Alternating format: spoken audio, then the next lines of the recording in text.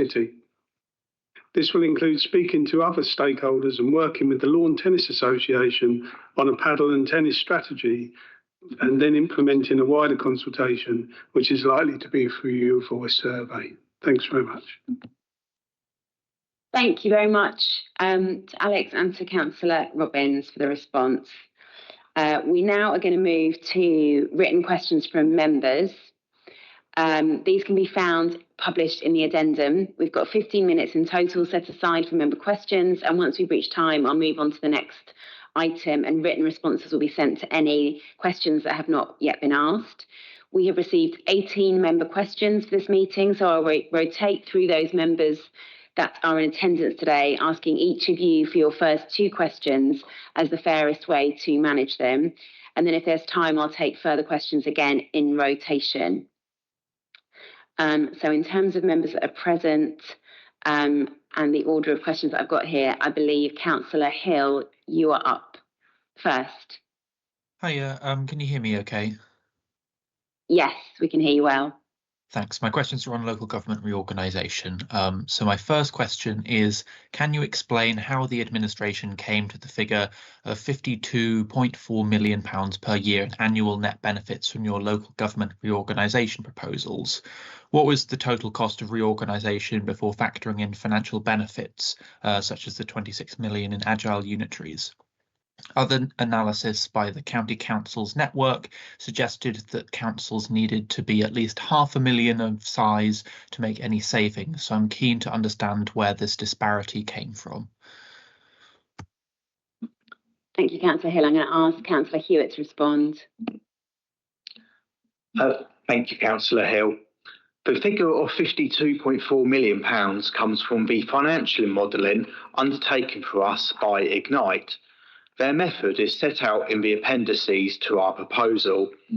It used published financial data for every council in Sussex, with common assumptions applied across all options so that results can be compared on a like-for-like basis. The model works in 3 stages. First, it sets out the baseline financial pressures if nothing changes. Secondly, it applied for recurring savings from reorganisation. And thirdly, it added the one-off costs of transition. The £52.4 million annual benefit is the net result once a steady state is reached.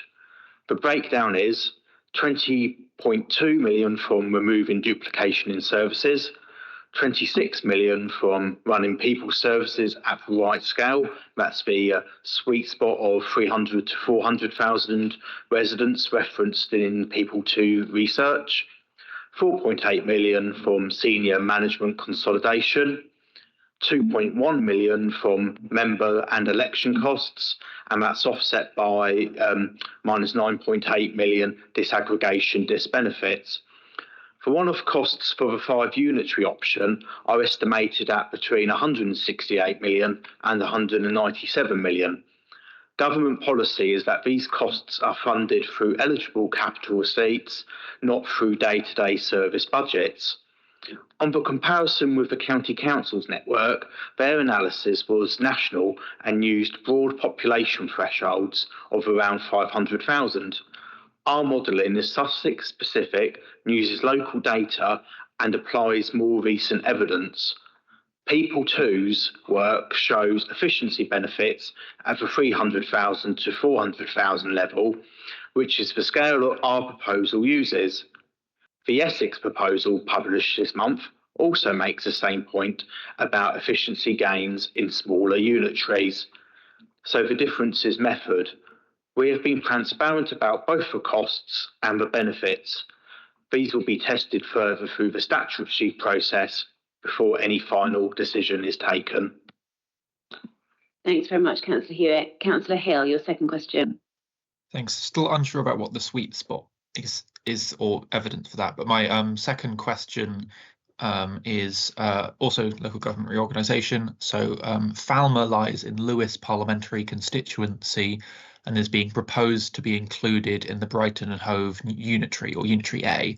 If the proposed is, if the purpose of the proposal is of bringing Peacehaven, East Saltdean and Telscombe Cliffs into a larger Brighton Hove City Council for the purpose of aligning parliamentary constituency boundaries, then this other change seems contrary to that purpose. So could you explain what appears to be a contradiction in aims? And there seems to be concerns also about the splitting up of a district council boundary as it's part of Kingston Ward currently, Falmer. Although I do want to add that I thought Councillor Alexander's points last night were quite well made as well regarding this. Thanks, Councillor Hill. Agreed on the last point. Councillor Hewitt. Thank you again, Councillor Hill. So our proposal was not about parliamentary boundaries. It was about lived geography and resilience. Peacehaven, Telscombe and East Saltdean are tied into the Brighton and Hove corridor through daily life. Falmer is linked just as strongly through the universities, the Amex Stadium, hospitals and transport. Both moves follow the same principle, which is to align councils to where people actually live their lives. Regarding splitting districts, whole district options left us with councils that were either too big or too fragile.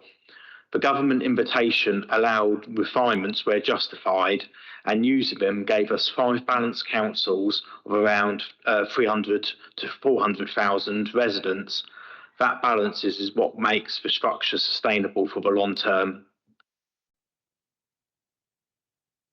Thanks very much, Councillor Hewitt.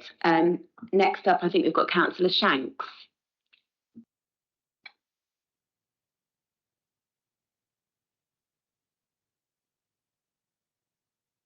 Thank you. My question's on King Alfred. So will you assure us that there will be some affordable and social housing on the King Alfred site?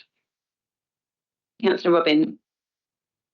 Thanks for the question. Thanks you, Chair. Thanks for the question, Councillor Shanks. As detailed in the report, the valuation used for financial modelling is based on a scheme of planning compliant level of 40% affordable housing, and any application for residential development for the remainder of the site will be assessed against the policies in the development plan, including policy CP20, which sets out the criteria for provision for affordable housing. Thank you, Councillor Robbins. Councillor Shanks, your second question. Okay, so will you present the full combined scheme, leisure centre and housing together, so the public can properly understand its effect on the promenade, sea view, skyline and seafront character before any further approvals are granted? And thank you again, Councillor Shanks. One of the key lessons that was learned from the previous King Alfred projects is the importance of keeping the council-led delivery of the sports and leisure centre separate and distinct from the residential development. The aim of this is to avoid creating a complex dependencies which prevented previous projects from successfully progressing. With that in mind, the current itinerary of the project is focused on the delivery of the sports and leisure centre. That focus has been helped by current project progress further and faster than the previous projects. The planning application is scheduled to be submitted before the end of the year, with work beginning on site early next year. This approach also enables the council to keep the current centre open for as long as possible while the development of the new centre progresses. The design of the new facility, and in particular the orientation of the site, has been developed to preserve sight lines out to sea from the street leading north from Kingsway, Hove Street and Valence Gardens. The planning application for the residential part of the site will be considered separately. Any application for residential development will be assessed against the council's planning policies, including policy SA1 in the City Plan Part 1, which set out planning policy for the seafront, including the King Alfred site. Thanks again. Thanks very much, Councillor Robbins and Councillor Shanks, for your questions. Next, I've got Councillor West, who I think is online. Thank you, Chair. I hope you can hear me okay. LGR is proving to be a textbook example of how not to bring forward change. The case for LGR was not proven by government, but predicated on a partial report by the County Council's network, adopted without question into the government's manifesto. The Cabinet report states the scale of indicative savings over 10 years are fairly marginal compared with the growing cost pressures faced by authorities, yet transition would create colossal unfunded upfront costs, estimates of which could prove wildly understated when competing nationwide for delivery capacity resources. There seems no appetite for reorganisation amongst the public, who wish to retain local identity and democratic decentralisation while preferring government funding be committed to restore and expand services. Given the relevant ministers have now departed post, now is the moment to call for a moratorium of this hasty, unwelcome, yet significant upheaval. Does the Cabinet agree? Thank you, Councillor West. We can ask Councillor Hewitt to respond. Thank you, Councillor West, for your question. On the foundations of the process, government has invited councils in Sussex to bring forward proposals. This is not something that has been imposed from the County Council's Networks report. Our submission has been built on financial modelling and tested against alternatives. With costs and the benefits, the report is clear that the pressures facing councils are very significant and that reorganisation alone will not resolve them. The modelling does show, though, that once transition is complete, there would be real financial benefits worth over £50 million each year. We have also been transparent about the one-off costs of the change. Our role has been to show what the range of costs might be based on experience elsewhere, so that ministers can weigh these properly against the benefits. On the public appetite, it is too early to draw conclusions. There has not yet been a statutory consultation.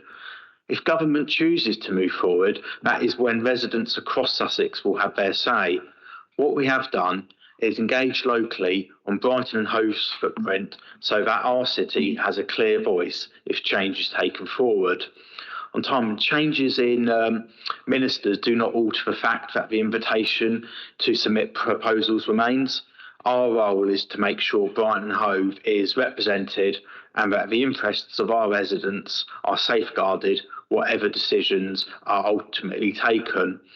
Calling for a moratorium now would mean stepping back and leaving others to decide about the future of local government in Sussex without our input.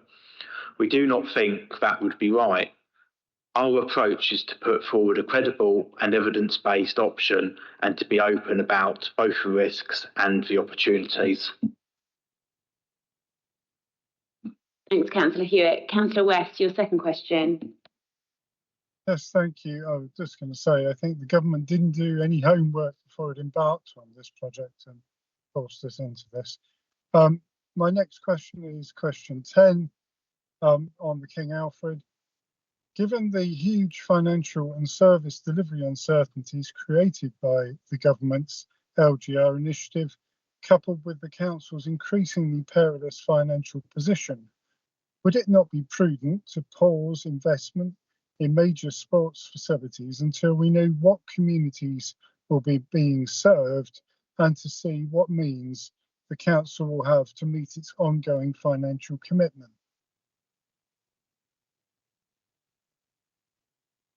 Yes, thank you, Councillor. So do I understand by that the Greens are actually calling for a pause in the King Alfred redevelopment? I'm not saying that at all. I'm just asking. Oh, sorry, that's the way I understood the question. It does say, would it not be prudent to pause an investment? Finds itself in, and the uncertainty, yeah, but it does say, total uncertainty. it does say, would it not be prudent? Will be in because of LGR.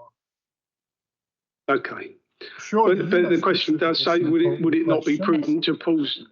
Councillor Robbins, if you could answer the question, please. I'll answer the question, but it does say, would it not be prudent to pause the investment? So I just wondered if that was the Greens' position on it. But anyway, the need to replace the current King Alfred facility is pressing and urgent. This is explained in some detail in the paper considered by Cabinet at this meeting in July 2024, and thereafter by the Place and Overall Scrutiny Committee at their meeting in August 2024. The condition of the current facility means that ongoing maintenance and running costs remain high. Furthermore, there is a continuing risk of forced closure due to the condition of the facility. With all that in mind, it's especially important that delivery of the project continues at a pace, as shown in the Cabinet paper. The new facility offers a potential to generate much greater levels of revenue than the current facilities. This in turn means that the project revenue for cost to the council to service the borrowing for the facility will be less than proposed in the council paper agreed in July last year, as explained in response to question 3. Okay, thanks very much, Councillor. Thank you, Councillor Robbins. And next we have Councillor Macleay, who I think is also online. Yes, can you hear me okay? Can you hear me?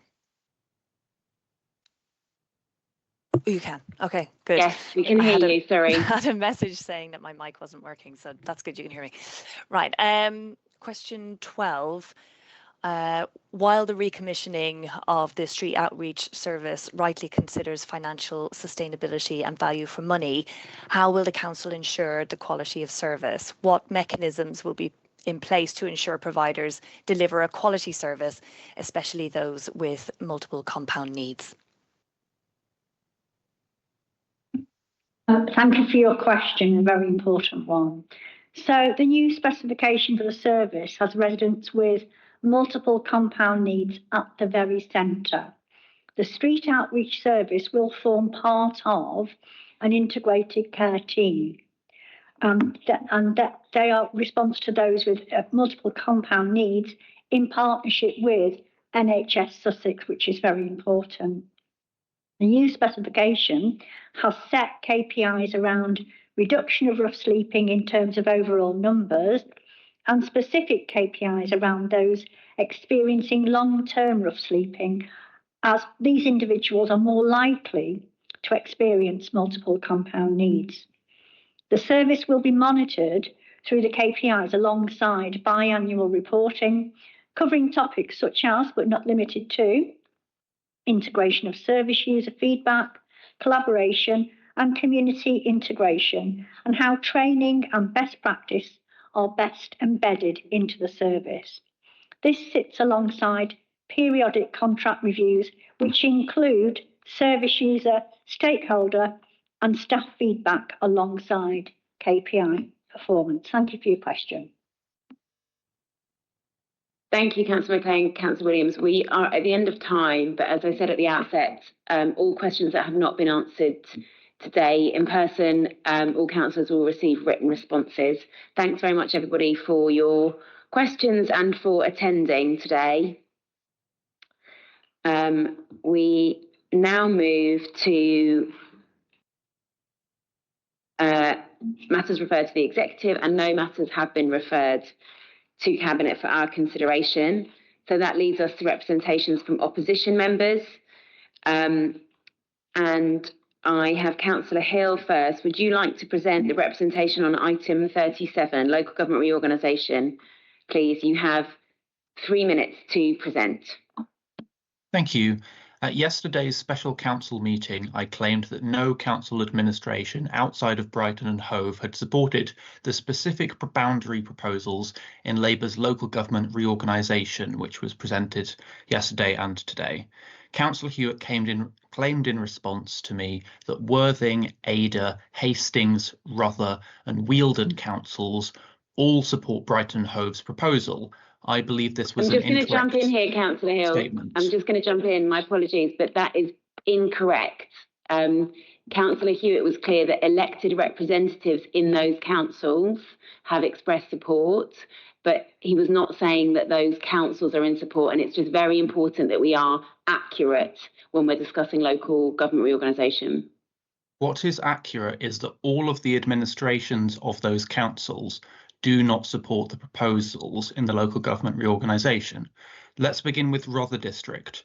Rother District Council's Cabinet voted to support the One East Sussex proposal yesterday. Regarding your proposals, Rother leader Councillor Doug Oliver said, quote, "I'm appalled that Brighton had the temerity to come in at this late stage and that, quote, it was embarrassing. I asked about this and he messaged me today to say that Councillor Hewitt's statements he felt were inaccurate, although it is true that Rother District's 3 Labour cabinet members out of 10 tried and failed to pass an amendment which was supportive of Brighton and Hove's 5 unitary proposal. Similarly, Hastings is also not supporting Brighton and Hove's model.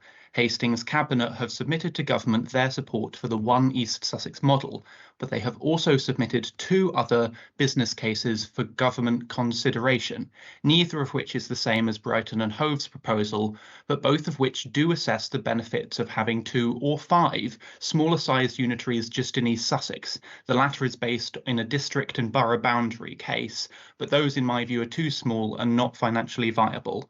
I believe your coastal East Sussex unitary proposal B also isn't financially viable. I asked Wealden District Council's co-leader, Councillor Rachel Millwood, if she supported your proposals, and she said, quote, "No, it's impossible to do so given total absence of discussion of boundaries or analysis of financial assumptions, etc. However, Wealden have dropped support for the One East Sussex proposal there. As I said yesterday, all the districts and boroughs in West Sussex want 2 councils for West Sussex, as do I, with them wanting Chichester District Council in the same unitary authority as Arran, Ada and Worthing councils. Your proposal is similar but different in that you suggest that Chichester should be with Crawley, Horsham and Mid Sussex. Your Labour colleagues in Ada and Worthing therefore haven't supported your proposals, and they also haven't taken a view as to your proposals for East Sussex and our city. One unitary authority for West Sussex is too big, but please listen to West Sussex's districts and boroughs rather than asking the government to draw a line in the map nobody has called for. Therefore, no council administration outside of Brighton and Hove has given support for this proposal, although you're right to say there has been members who were elected who have supported it. So would Cabinet like to correct the statements from yesterday? Your time is up now, Councillor Hill. Thanks very much. And I think I've been clear that you have misrepresented the statement from yesterday. So in answer to your final question, Councillor Macleay, would you like to make your representation on item 40, Brilliant Brighton Business Improvement District? Please, yes. You have 3 minutes. Thank you. Thank you, Chair. Small and medium-sized businesses are a huge contributor to our local economy. They're facing a perfect storm of soaring costs, VAT pressures, and a growing sense of insecurity. Shoplifting is on the rise, and many business owners feel vulnerable with a lack of visible police presence. They're rightly asking for more support from the organisations meant to represent and serve them. The bid has potential, but it's underutilised. Many traders don't understand what it does or how it benefits them. There is a strong call for the bid to do better promotion around the North Lane as a unique, vibrant shopping destination that it is, full of character, creativity and community spirit. When you speak with business owners in the North Lane, you hear brilliant ideas. These are entrepreneurs and innovators. They should be included in economic development discussions locally. One shop owner on Bond Street suggested a festive immersive experience like Columbia Road's Christmas Wednesdays in London, with carolers and buskers on every corner, mulled wine and elegant decorations. A winter event like that could draw visitors from across the southeast to boost overnight stays and bring much needed trade to our streets. But right now, many local shops feel unsupported. They're sceptical. They don't see the council or the bid standing visibly behind them. To change that, we need to build well-funded campaigns across posters, press, social media, championing our independence and encouraging people to shop local. It's encouraging to see the bid expanding to include Trafalgar Street and Sydney Street. These streets should be a key link from Brighton Station into the heart of the North Lane. We should also explore how Visit Brighton and the bid could work more closely together to create a stronger, more coordinated marketing operation. When you walk down many British high streets, you see the same chains: Tesco, Express, Costa, Boots, rinse and repeat. But Brighton is different. We're a hub of creativity, and we have a responsibility to protect these unique local businesses. When you spend £10 in an independent cafe, over £5 stays in a local community. Spend it in a chain, and just £1.40 remains. This difference matters. It's the difference between thriving communities and boarded up shops. Planning laws may not currently protect our shopping streets from corporate creep, so we need to act. And my ask today is, how can the bid work more closely with businesses in the community to solve the challenges that they face now? And what more can we do as a council to support the independent businesses that make Brighton so special? And I'd love to see BID and the council to run a campaign that supports the concept of shopping local and the impact that individual purchasing decisions have on our communities. Thank you. Thank you, Councillor Maclay. We will move on now to substantive papers. And first up, we've got local government reorganisation, and I call on Councillor Hewitt. Thanks. Thank you, Chair. The report set out this afternoon is for Cabinet to consider approving the Representative Councils for a Devolved Sussex, a 5-unitary proposal document for submission to the Secretary of State for Housing, Communities and Local Government by the 26th of September. And I'd like to give my sincere thanks and gratitude to the officers and our consultants who have worked extremely hard on this. In February of this year, the Secretary of State invited principal authorities in East Sussex, including us here in Brighton and Hove and in West Sussex, to bring forward proposals for local government reorganisation.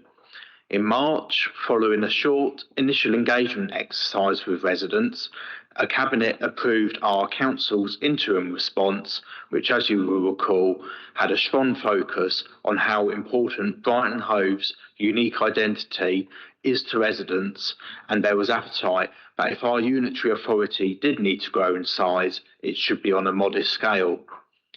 We received feedback on our interim response in June, which has helped guide and frame the proposals you have before you. Following submissions being received, the government will be shortlisting against their criteria before putting valid proposals out to a statutory public consultation. The 6 criteria standards which have been set are outlined in section 3.8 of the report. The 5-unitary authority model, which we are proposing, meets these criteria. We have proposed a single tier of local government across all areas of Sussex. The proposal of each unitary authority having between 300,000 and 400,000 residents each will be the right size to achieve efficiencies, improve capacity, and withstand financial shocks. The boundaries we have drawn followed lived corridor residents take for work, leisure and other activities, ensuring high quality, sustainable services. 5 councils will collaborate as peers of a similar size. The evolution is supported by these proposals. Having 5 balanced authorities to join the mayoral authority would ensure that it functions well. And this ensures community engagement and neighbourhood empowerment by preserving full parish and town councils within the footprints. Details of a public consultation and engagement exercises are detailed in section 5. Along with the month-long public consultation, we hosted drop-in sessions and attended public meetings. There are full and further details published in Appendix 2. In addition to this item has been to the Place Overview and Scrutiny Committee 3 times, and there was a special full council to debate the topic yesterday evening. I'll briefly touch on the proposed unitary which Brighton and Hove are proposed to be part of. As seen in the report, it is proposed that we merge with East Saltdean, Telscombe and Peacehaven to the east and with Falmer Parish to the northeast. Areas which have shared identities and access the same services and amenities.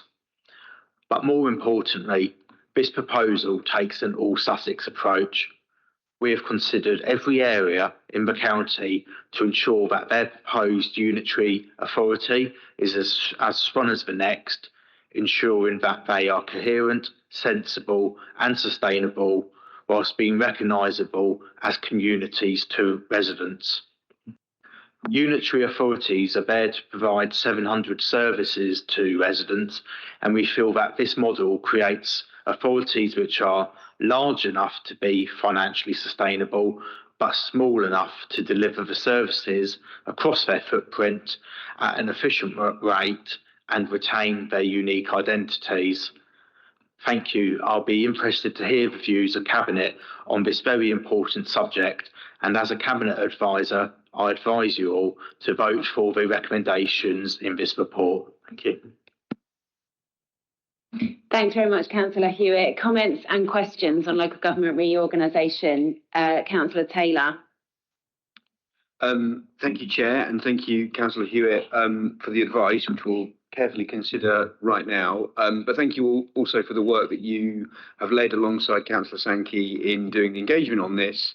And also thank you to the officers and consultants for the significant work that's gone into it. I think it's worth just taking a quick step back and not to repeat things I've said in previous meetings, but to see this within the overall context of what the government and indeed the LGA for many years think should happen in this country in terms of its governance, and to remind colleagues where we start from is that we're a very, very centralised country, as we have said before, compared to our European neighbours. We're an extremely centralised country in that decisions and the allocations of funds are done in a much, much more centralised way, i.e. by national government, in this country versus many other of our European countries, where they have levels of subnational, regional or local government that are making decisions and allocating funds and driving their local economies and places in a way that just isn't happening in most parts of this country. And so from that starting point, what I think the government are trying to do, and really what the LGA have been arguing for some time, is to get more money and power down to a local level. And then you then have to think about, well, how are we going to do that? And the way that the government are moving towards, I think, is basically coherent, which is to say that we want to have devolution everywhere. So that's powers coming down from national government to a devolved level. And that devolved level will clearly have to be of a greater size than a small district council. And so that's the creation of devolved authorities, mayoral combined authorities. Then underneath that, what the government are trying to do is say that we've got a patchwork around the country of tier 1 and tier 2, unitaries. You've got old metropolitan districts, which are basically unitaries. But for it to work coherently, and by the way, for the public to understand what their government is at various stages, they want to move to devolved mayoral authorities and beneath that unitary authorities that make sense. I think broadly speaking, that does make sense as a plan. We've heard a lot from opposition councillors, which is entirely fine for them to raise about the evidence base and behind it. But at a high level, I think that principle is about right and mirrors much more closely the more successful models, in my opinion, of local and subnational government that we see on the continent. And I think it will be one element that over a very long period of time, we're not talking about this solving some crisis next year, over a very long period of time, that structure and that level of devolved funding and power and a better structure of councils underneath the mayoral authorities will end up having a more equal country, in my opinion. We'll end up having better managed local services. We'll end up having infrastructure funding developed, directed at the right place locally versus decisions being made nationally. And I think it's broadly the right policy. So I'm supportive both of the overall thrust, which we'll be discussing next week in devolution, and the idea of moving to unitaries. Within that, we've been asked to submit proposals. And one of the bits that I struggle with a little bit in what we heard from opposition councillors yesterday is all sorts of things on process, which are totally justified, all things on evidence base, which are important questions. No real suggestion about what they actually think. And as a reminder, what we're voting on today is not the model. We're not voting today on the model for Sussex. We're voting on, shall we submit an idea to government? By the way, lots of other people are submitting ideas to government. And so it's this bizarre concept that just because we haven't agreed with other people in the county, that we shouldn't submit what we think is correct and right for the county. They'll be submitting theirs. We'll keep talking. We will need to keep talking, whatever happens. And the government will look at what's been submitted and decide what they think is right. And then we'll go to statutory consultation, which will be interesting and important. In my mind, 5 unitaries makes a lot more sense for the county of Sussex. I think that will be a more balanced model and will unlock, facilitate, and make fairer the mayoral authority that gets created. I really do think that 5 will be better for the county, will be better for communities, and will be better for the operation of that mayoral combined authority. In terms of Brighton and Hove and what we're submitting, I won't rehash what I said yesterday at full council, but I'm personally really pleased and excited of what we're submitting. I think it makes total sense. Ignore process and structure and finances and all that stuff. I think it makes total sense from a community and place perspective. As Councillor Alexander drew out yesterday and may well do again today, the case of Falmouth just really does make sense in my mind. It is effectively, in many ways, already part of the city. The council owns much of the land within that village, even though it's not within the boundaries of the city council. It's highly connected to 2 of our landmark institutions, the university and the football club, and I think it makes great sense. And I think it could be a great partnership. This is not about anybody taking anyone over. This is about saying, can we form a new structure where those communities come together and work together and try and achieve things together? And then to the east of the city, as I have said, I'm really pleased that we're submitting a proposal that looks to combine with the areas currently east of our boundary in Saltdean, so East Saltdean, Telscombe and Peacehaven. I know plenty of people that live there and spend lots of time in these places when I grew up. They are very connected to Brighton. They're very connected to Brighton. Some people, including lots that didn't take part in the consultation or the engagement exercise, if asked what they think about joining Brighton, will respond, well, we already live in Brighton, don't we? Because those connections are very, very strong. The connections are strong in terms of travel, the connection is strong in terms of employment and education, but family and friendships. And I think it's a really great opportunity to create a new unitary authority that brings these places together so we can work on issues that impact the 2 areas intrinsically, transport being a huge one.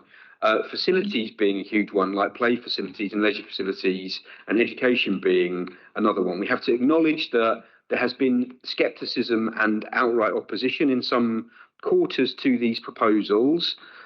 We have to totally acknowledge that, and then if this is taken forward, and we don't know whether it will be taken forward, keep working on that and understanding that through consultation and keep discussing. And by the way, I think we need to, if this does move forward, start making the case for it, because we were somewhat hamstrung by an initial engagement exercise. I think we need to make the case to residents across the city and in the areas that we might be looking to merge with of the benefits of what a unitary council with their voices, their experiences, their passions, their insights, all working together to try and improve things in these very connected areas. So overall, I'm very supportive of the proposals that are being put in and think we have a chance to create a unitary council that reflects communities and can do some really, really important things. Thank you, Chair.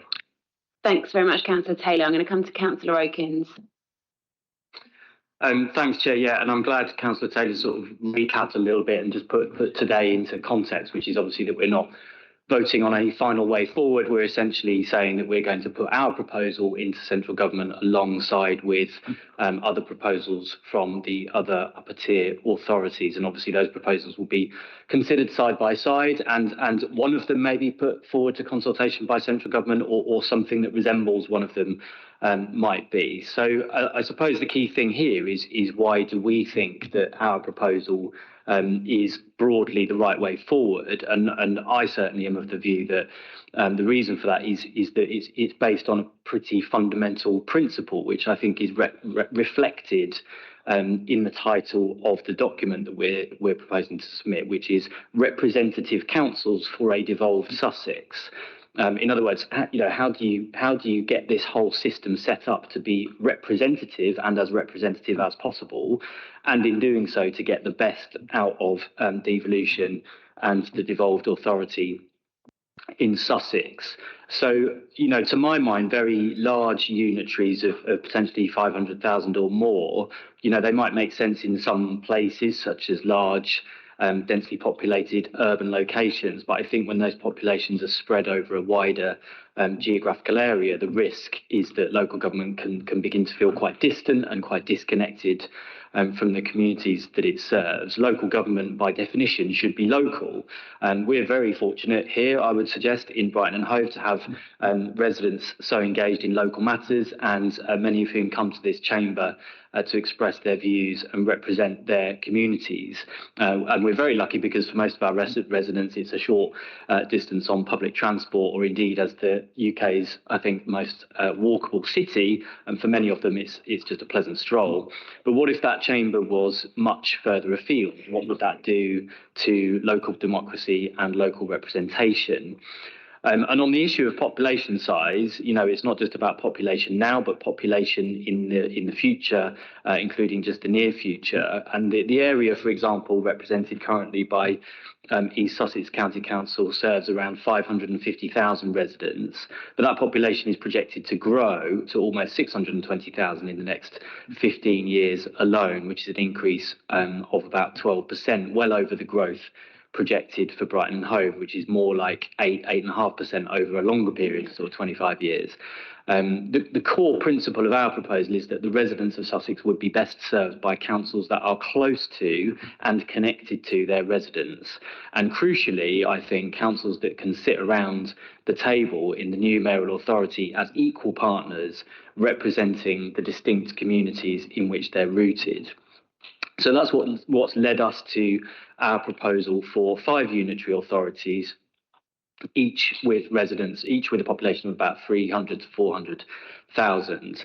And the proposal does involve some complexity in the short term, but this is not a short-term decision. This is a chance to set up the region to succeed long into the future, to put us on a more sustainable financial footing and unleash the potential of devolution for generations to come.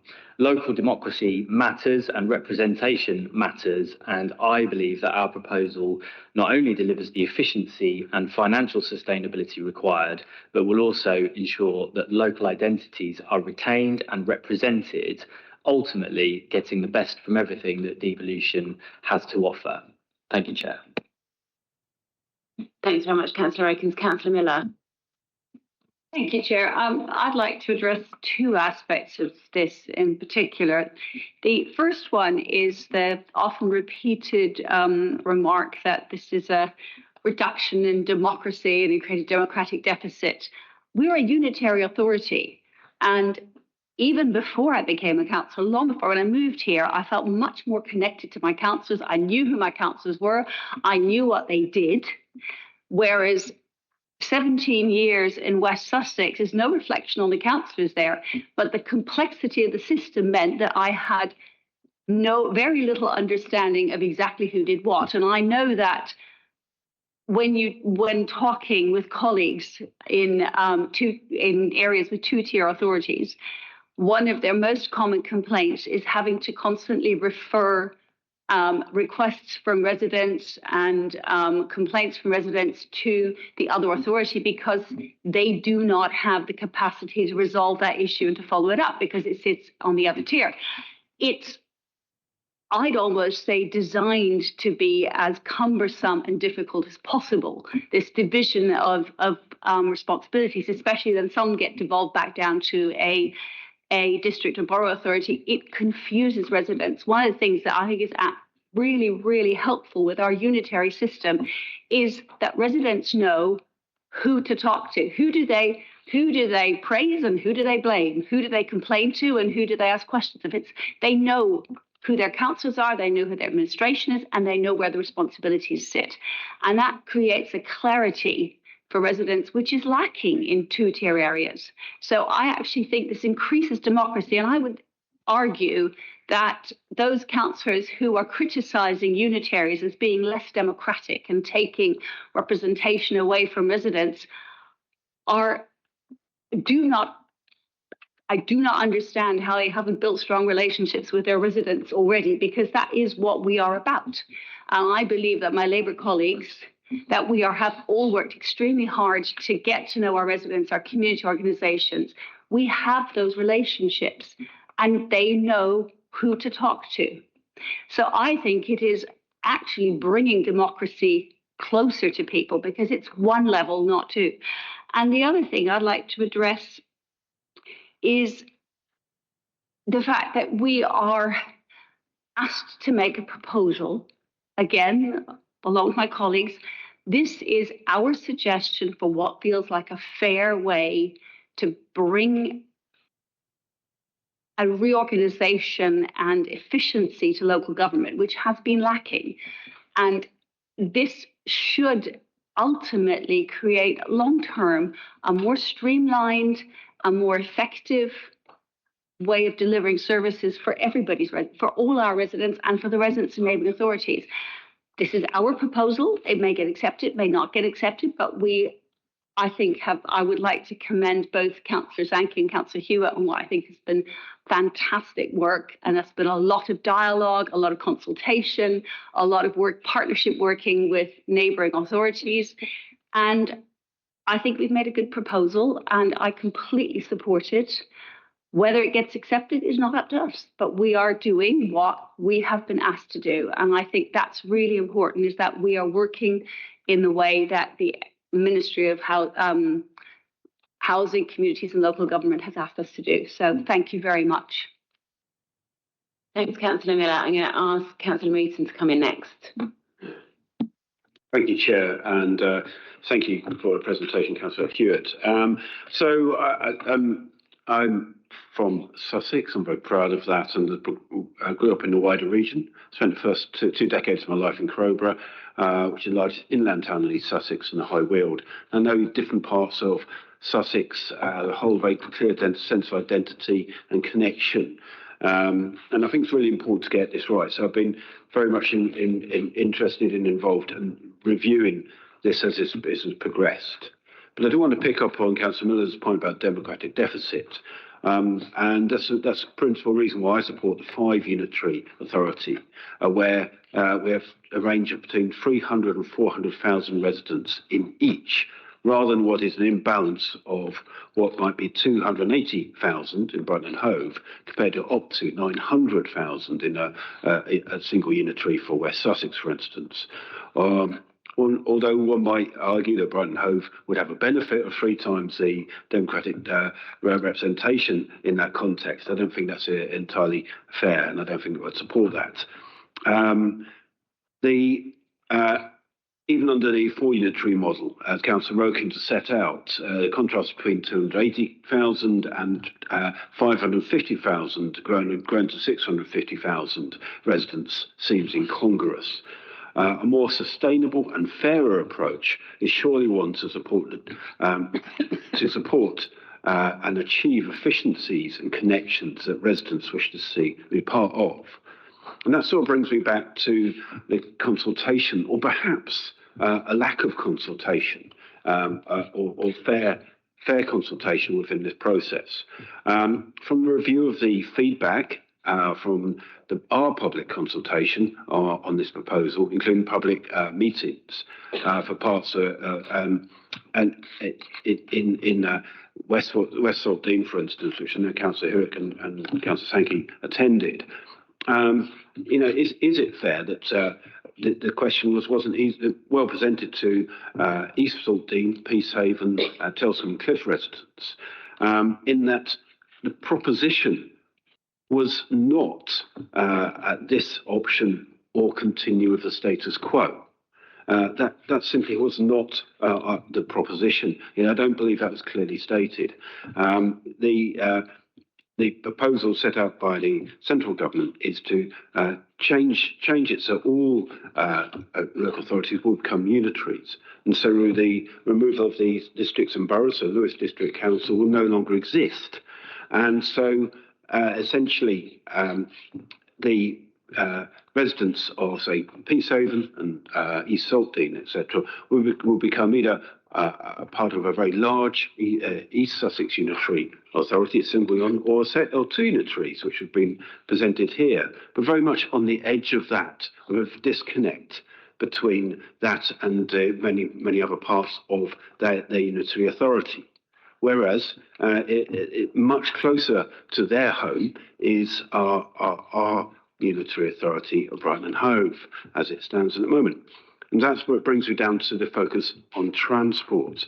So the residents of Peacehaven, Telscombe Cliffs and Saltdean, East Saltdean as it is, are very much connected to the city by the A259 major road network, which is great public transport connections. The buses, which are run by Brighton and Hove buses, run from those communities, connect well to the city centre here, and as stated by others here, those residents feel very much connected and part of our city life. And so I think as an authority, their connections with us are already in some ways established and be very logical and quite wise to bring those part into this connection, formalise some of the connections, and to have a better arrangement for their residents rather than necessarily some distance away. So I think it's only fair to present that. But the other point I want to highlight about transport, that relation to the proposition of including Falmer Village in this proposal. And I think that's a very solid proposal. When we look at some of the developments, even just literally about to happen on the 23 bus route, where after a petition signed by 1,200 residents and spearheaded to a part by Councillor Allen here as well, we actually listened to residents in Woodindean and Falmer, and now have a bus service starting from this Sunday connecting those two communities. And also starting on Sunday, have the 3X service, an express service connecting Hangleton, Hove Station, Brighton Station, through all the way to Falmer. And so that connection with Falmer Village is incredibly strong, and it's getting stronger for our listening to residents and in strengthening our transport connections and our community ties. So I do see the real value in presenting that, and I will be very much supporting this 5 unitary proposal and those inclusions of Falmer Village, the East Saltdean, Telscombe Cliffs and Peacehaven. Thank you. Thank you, Councillor Moulton, for that update and all of the work you're doing on transport for our area and that included in these proposals. Councillor Allen. Thank you. And I echo my colleagues' thanks to officers and the consultants for this really detailed and impressive work. I'd also like to thank Councillor Hewitt and Councillor Sankey for their work in bringing this forward. I'd also like to add on the record a thanks to Councillors Earthy and Fishley for their work in facilitating a lot of the engagement with residents, especially in Saltdean. But I have the strange accolade of being the only Brighton and Hove City Councillor to have stood for all 3 types of authority. I've stood for a borough council, a county council, and a unitary council. And so I learned firsthand how awkward and inaccessible the 2-tier structure was for residents and candidates alike. When I was campaigning as a borough candidate, if someone wanted to complain to me about a highways problem, I'd have to say, nothing I can do. Then when I go back to the same door as a candidate for the county council, and they said, well, now I have a housing problem, nothing I can do, different council, even though it's the same person bothering them at the door. But that's why it's so refreshing to be a unitary authority councillor, because as Councillor Miller said, it's all my problem and I can help with pretty much anything.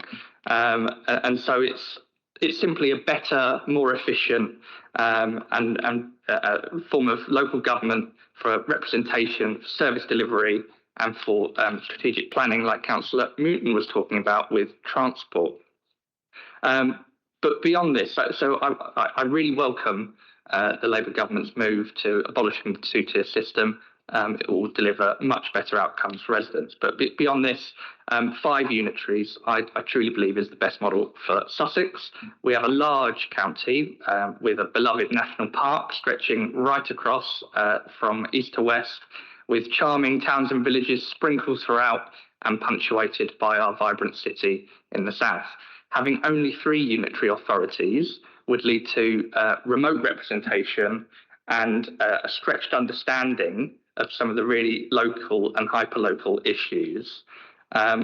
Like many others, I attended many of the public consultations and acknowledged that much of the scepticism that came through in the consultation related to where Brighton and Hove City Council has fallen short in the past decade, everything from missed bins collections up to the disastrous I360 decision. And we need to acknowledge that. And all I think I can say to reassure those people is we strive to learn from those mistakes, not to repeat them, and strive to improve services and continue on our mission to make this a city to be proud of. I strongly welcome the proposal to include areas to the east of the city into the Brighton and Hove City Council boundary. Having grown up in and now represent Wooding Dean, I understand these places well. East Saltdean, Telscombe and Peacehaven would frankly be better served as part of our small city with a big heart, as Councillor Goddard always says, rather than being in the corner of a massive East Sussex Council. We understand, and I would say are expert at valuing and reflecting the different communities that are already within our city, from the North Lane to Patcham, from Portslade to Saltdean. We already acknowledge that many of the places within our city have a varied identity. And of course, as others have said, I strongly welcome the inclusion of Falmouth Village in our proposals. The village is beloved by many residents. It's the kind of place where when my mum would be cooking a Christmas dinner, all the kids would be taken around Falmouth Pond for a walk to get out of her hair, would enjoy the charming Falmouth Village on a Christmas Day walk. As Councillor Mouton said, we're improving transport links, the new 23 bus service starting on Sunday. Our administration has unlocked £400,000 for the restoration of Falmouth Village Pond, which every heat wave gets absolutely decimated and results in loss of wildlife and biodiversity.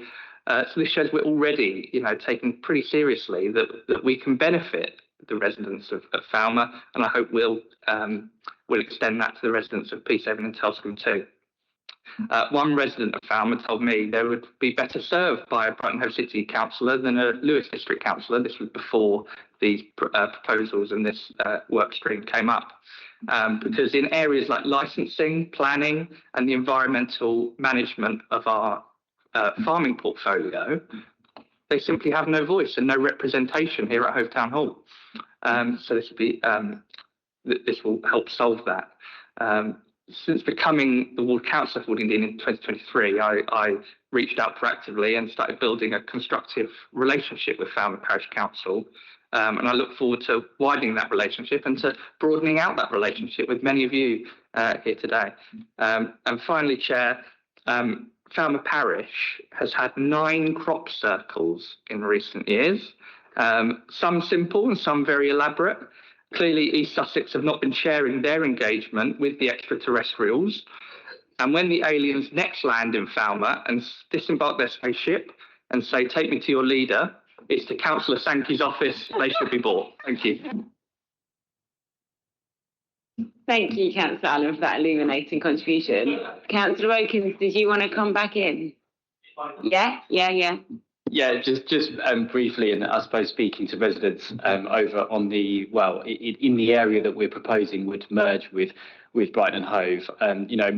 When residents are concerned about Brighton and Hove City Council services, often the historic issues with bin collections is front and centre of their minds. Pleased to say that's very much improving, but I would also just like to put on record that only a few weeks ago I was out personally on a bin collection round in West Saltdean, and I'd be very happy to extend such such a visit to residents of East Saltdean should our proposal go forward. And I'd also like to suggest that it's probably quite unlikely that were they part of a large East Sussex unitary authority, they might well struggle to get the relevant cabinet member to personally pick up their bins from wherever they're based. So just to put that on record.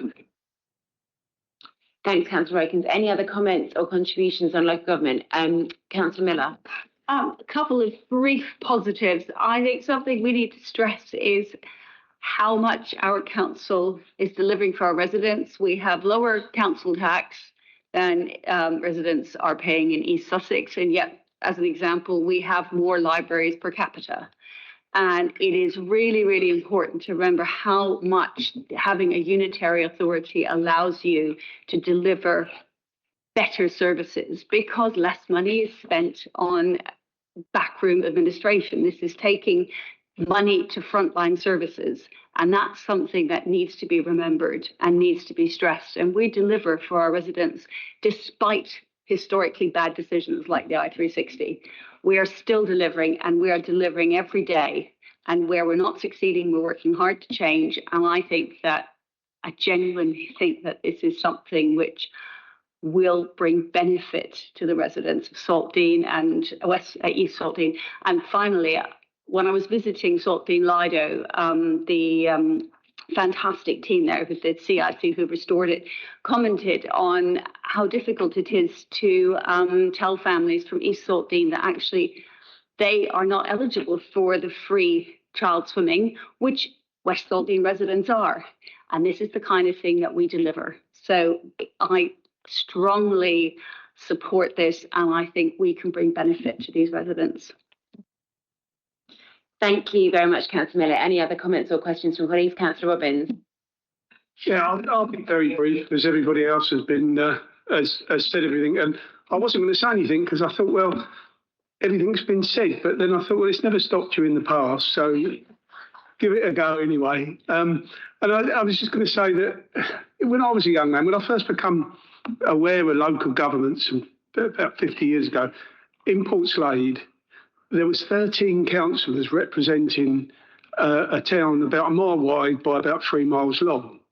And that was the world then. It's not the world now. It's a different world, and we need to move on, and we need to look at things differently. And I listened to all the counter arguments last night, and they were all over the place. Somebody saying that a friend of theirs had told them that somebody had told him, that a bloke round the road had told him that we weren't consulting here, we weren't consulting there. Somebody else said, you've spent all your time consulting with these people, you've never consulted. It was just all over the place. So I think really all I want to say is this seems to me to be the most sensible way forward. And I applaud both John and Bella. I know how much work they put into it and how they've put themselves on the line and been shouted at and all sorts of things. So that's really all I've got to say. And I've only really said that because I don't know really how to keep quiet sometimes. Thanks, man. Thank you very much, Councillor Robbins. Any other comments or contributions from colleagues? No, in which case I'll just make a few, I suppose, sort of final remarks before we go to a decision on this. This local government reorganisation process has certainly been a journey. This is not something that has been initiated by Brighton and Hove Council, but as I hope everybody appreciates, this is something that our Labour government has asked us to deliver on. I am a passionate advocate of unitary local government. Leading a council at present that delivers over 700 services to residents, I can see the power and the potential of holistic, joined-up service delivery to improve residents' lives. And I actually think that as a unitary council that's only been, just over 25 years in existence, we've only just got started. I think there have been things that have held this council back, not least conservative austerity for so many years of our existence. The fact that we were a council under no overall control for such a long period of time that obviously has an impact on decision making and being able to really deliver and be responsive to residents. But I really believe in the power of unitary government, and I think there are so many amazing, excellent examples in terms of what this council already delivers. I have sought to take this message to colleagues in the wider Sussex footprint who currently exist with a two-tier council system. And it's fair to say some are more receptive than others. I think there are a great many councillors in the two-tier system that do see the waste and inefficiency and duplication that that system creates, not least sometimes the examples of, you know, a councillor that may be a councillor in both a district and a borough, as well as a county councillor, receiving queries from residents, having to tell them to actually email their other councillor address so that they can address that particular query because it's not us that deals with potholes, it's this council, or whatever the example might be, that just creates bureaucracy, time wasting, inefficiency, and means we're not ultimately getting on and delivering as best as we can for our residents, which is why we are ultimately all here and what I know so many of us are so motivated by. So I think there are a lot of councillors elsewhere in Sussex that do understand that.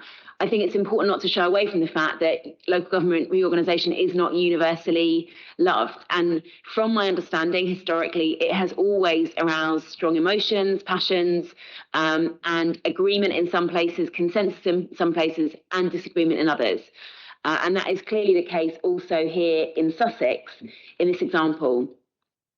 At every step, I've sought to be transparent, open, and collaborative with neighbouring authorities. I have asked leaders from across Sussex to meet regularly to talk about local government reorganisation. Some have been receptive, some have been less receptive to that. But I'm really clear that we are still on this journey. As colleagues have said, today we are making a decision about what we want to propose to government based on the very detailed evidence-based work that we have done, the engagement and consultation we've been able to do with our own residents. And we are making a proposition and a proposal. But this journey still has a significant amount of time to run. It will be for government to decide which of the differing proposals that seem to be going in, it decides to take forward. And then there will be a really important statutory consultation led by the government to which all residents across Brighton and Hove, East Sussex and West Sussex will be able to respond and to have their say. So to those that are concerned at the moment that there has not been enough time for consultation, for discussion, for analysis of the proposals, they will ultimately be put alongside each other so residents can really clearly see the pros and cons of each to form a view and to respond and have their voice heard. And it's really important that we keep resident voice at the heart of this process.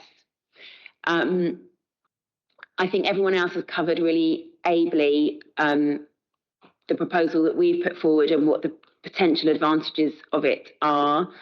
And so I'm not going to dwell on that any longer. I'm going to ask colleagues now whether they would like to accept the recommendations in the report.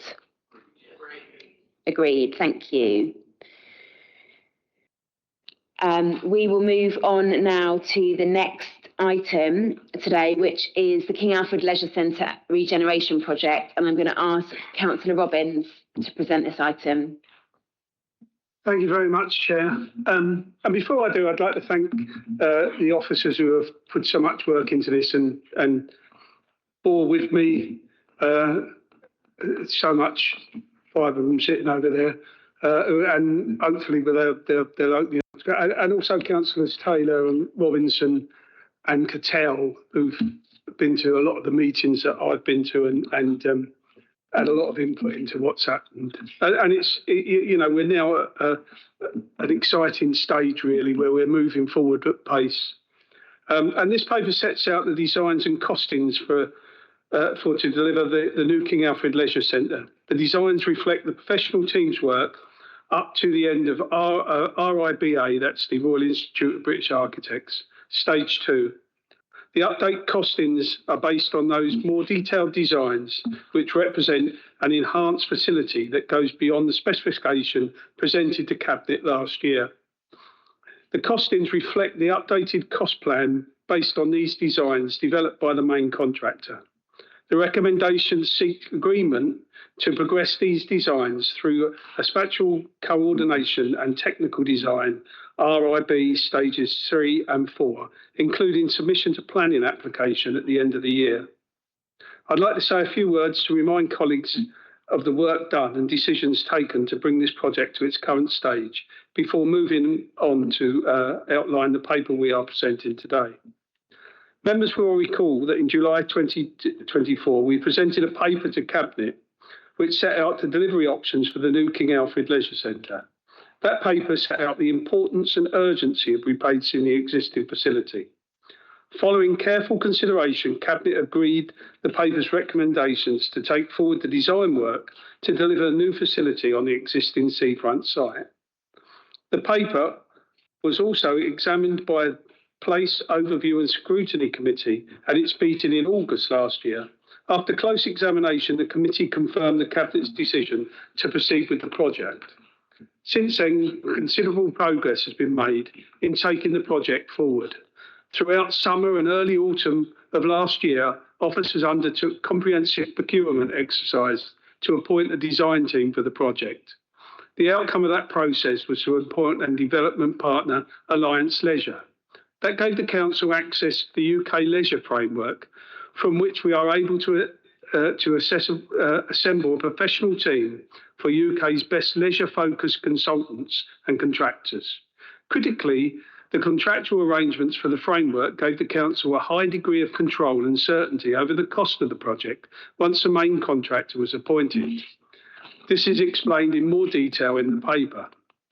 Following their appointment at the start of the year, the professional team have been working with officers to develop a detailed design proposal for the new facility. Those proposals are based on a specification set out in the Council Sports Facility Investment Plan.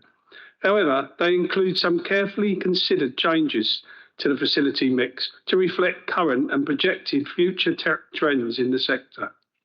The proposals also take into account the challenges and constraints of the site. Throughout the process, the team and officers have regularly briefed members, and the design set out in today's papers reflect feedback and the direction that we have given them.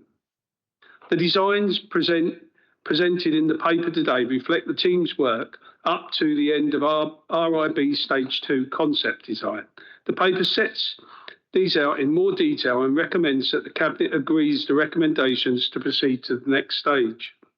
The paper also sets out updated financial implications of the projects. These implications reflect new land valuations for the site, which suggests that much higher capital receipt will be realised from the disposal of part of the site for residential development than had been proposed in the paper last year.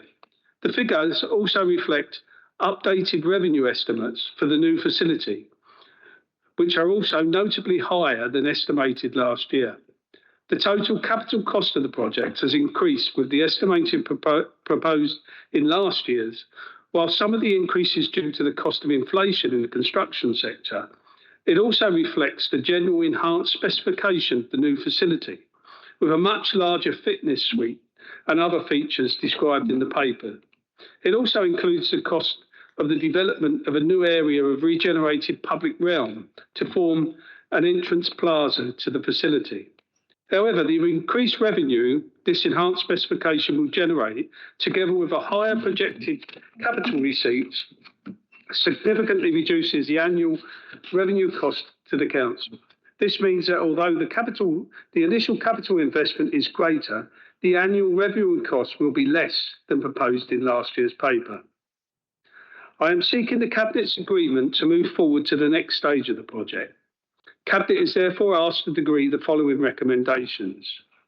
To agree that the design team progress further to design proposals presented in Appendix 1 and delegates authority to the Corporate Director, City Operations, in consultation with the Cabinet Member for Sport, Recreation and Libraries to proceed with the submission to the planning application based on these designs.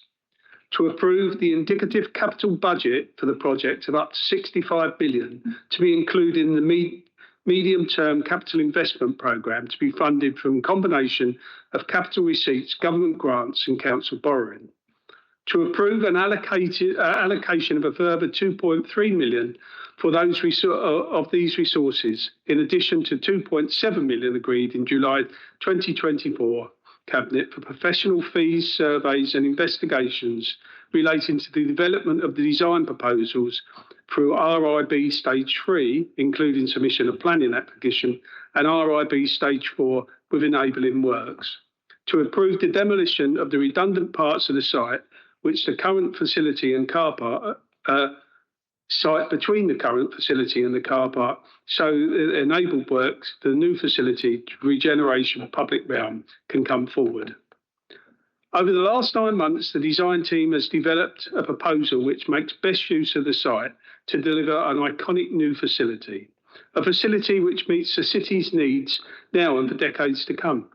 Furthermore, the team's viability work shows that the revenue generated by the proposed enhanced specification will make the facility much more affordable to the council. In summing up, the proposals represent the best practical and viable solution to the challenges of delivering the new King Alfred, and the project as a whole represents a historic opportunity to deliver a facility that the city needs and deserves. I am now happy to take any questions. Thanks, Councillor Robbins. Councillor Allen.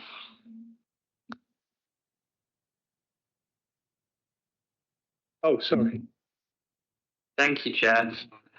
So for nearly a quarter of a century, the King Alfred Leisure Centre, for nearly a century, the King Alfred Leisure Centre has stood as a form of landmark on our seafront.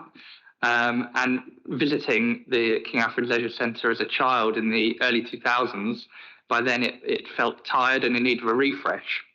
So it's extremely welcome that after a quarter of a century, we're now ready to embark on this exciting project.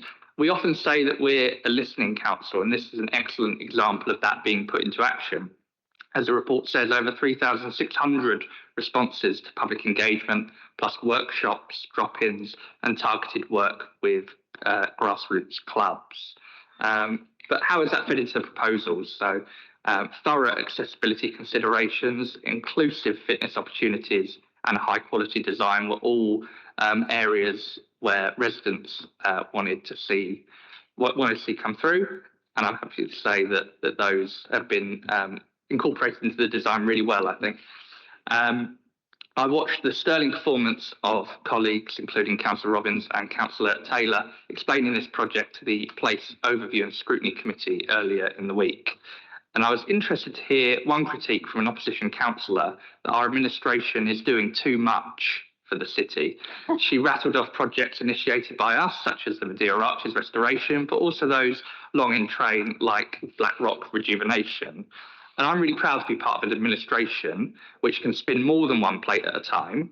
We're unapologetically ambitious for our city, and that's why the first mission of our city plan is to create a city to be proud of. And that is exactly what we are doing with finally creating a new King Alfred Leisure Centre.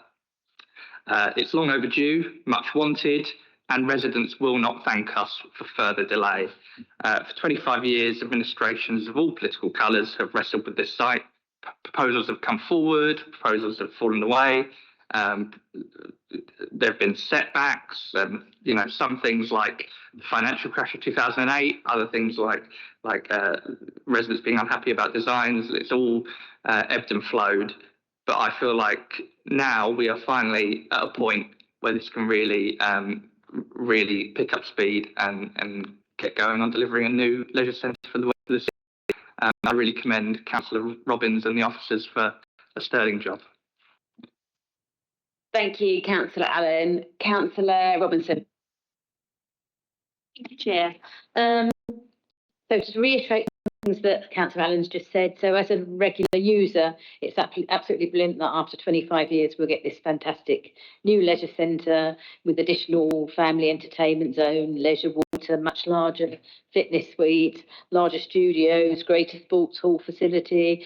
I could go on and on and on. And with public realm and all in Central Hove.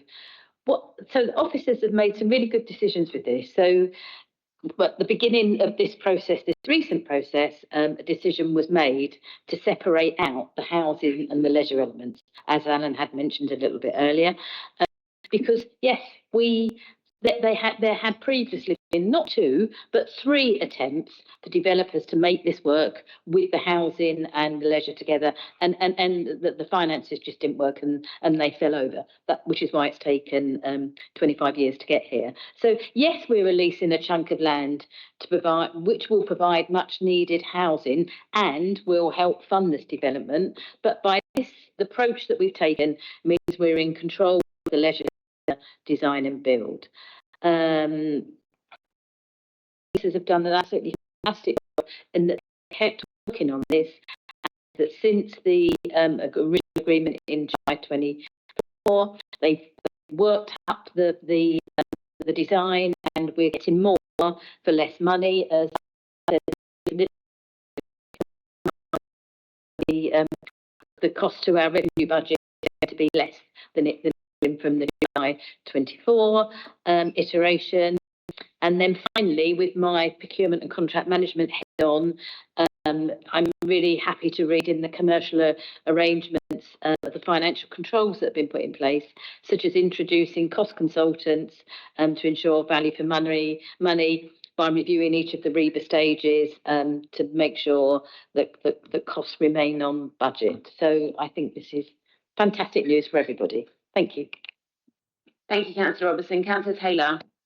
Thank you, Chair, and thank you, Councillor Robbins, and to officers who I've been working with on this project, but for leading all this work. I wanted to pick up on something that Councillor Allen said, and I don't like to talk about people who are no longer in the meeting, so I won't talk about the person, but it was notable and significant today that the Green Party are formally calling for us to pause this project, and I think it's an instructive moment, and indeed some of the comments that we got in scrutiny were instructive and revealing, because so often we get the comments from the opposition councillors, and particularly the Green Party, that why don't you stop this, why don't we pause this, why don't we think a bit more about this, why don't we consult a bit more on this, why don't we look at this from a different perspective, or have another working group or meeting. It seems to be the default on everything, and that perhaps explains some of their record when they're on the council.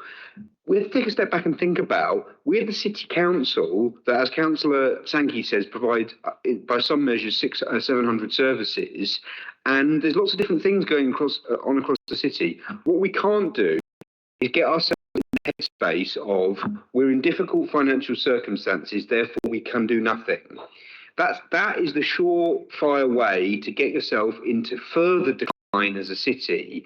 Councillor Williams sometimes tells me about this, she's quite right. I'm obviously the finance lead, and a lot of my time is spent thinking about the budget and the next budget. Councillor Williams, you've got to raise your sight and keep being ambitious for the city, whether it's housing and trying to reform the housing market in the city more, whether it's transport, and the bus network's right and the road network right on sport and culture. We've got to keep raising our eyes out. What do we think the next 25 years for our children and their children? What do they need in the city? And in that context, it's just crazy to me that we would say we've got a viable scheme in front of us here on the King Alfred. Yes, the costs have gone up, and I'll come on to that in a minute, but we must pause it because we're in difficult financial circumstances. No, we've got to keep moving and keep focusing and keep thinking will bring growth and prosperity and health benefits and built environment and public realm benefits to the city. And as Councillor Allen says, that's what we're about as administration.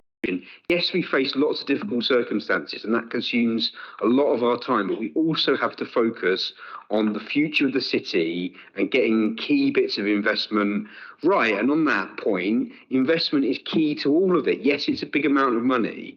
The amount of money has gone up from the previous estimate, as Councillor Robbins has said, although the way that it's being structured, the revised estimate of the capital receipt, the revised facilities mix and revenue estimates mean that the overall cost per year may go down slightly, but it's still a big amount of money, and we have to acknowledge that. But it's a big amount of money, and that's what happens when you want to invest in things for the future. You do have to put up big amounts of money. And our job as city councillors and the city council is to make sure we're targeting those large investments at the things the city really needs. Housing, infrastructure, sports facilities for the next generation. And that's what we're doing. Just finally, I think the designs look great. I've spoken to lots of people who think the designs look great, including Councillor Loughran at committee, who's famously opinionated on design matters. She thought it looked fantastic. My mum thinks it looks fantastic, and so do many others, and there's been many positive comments online. We shouldn't pretend we're creating the Taj Mahal or a Trump casino in Vegas. We're creating a functional building that looks modern, it looks in keeping with the seafront, and that we can actually deliver. And that's the path that we're on, and I'm very supportive of the proposal today. Thank you, Chair. Thank you very much, Councillor Taylor. Oh, lots of hands. I'm going to come to Councillor Alexander first. As one of the most active places in the country, in fact, I think we might be the most active or the second most active or something. And also, sadly, one of the places that has quite a huge health inequalities gap. I fully support the report, and I just think it's really exciting for our city to be having this brand spanking new leisure centre. And I think it's going to be so exciting that it will pull people from all over the city to come and visit. I know families, my family's in sort of Moulscombe, they all love to go swimming, and you know, it'll be really exciting for them to take the bus to the new leisure centre. I think it's just brilliant. I also really welcome the amount of engagement that's taken place with community groups, including disability groups so far. I think that's brilliant. And I wanted to pull out from the report the following.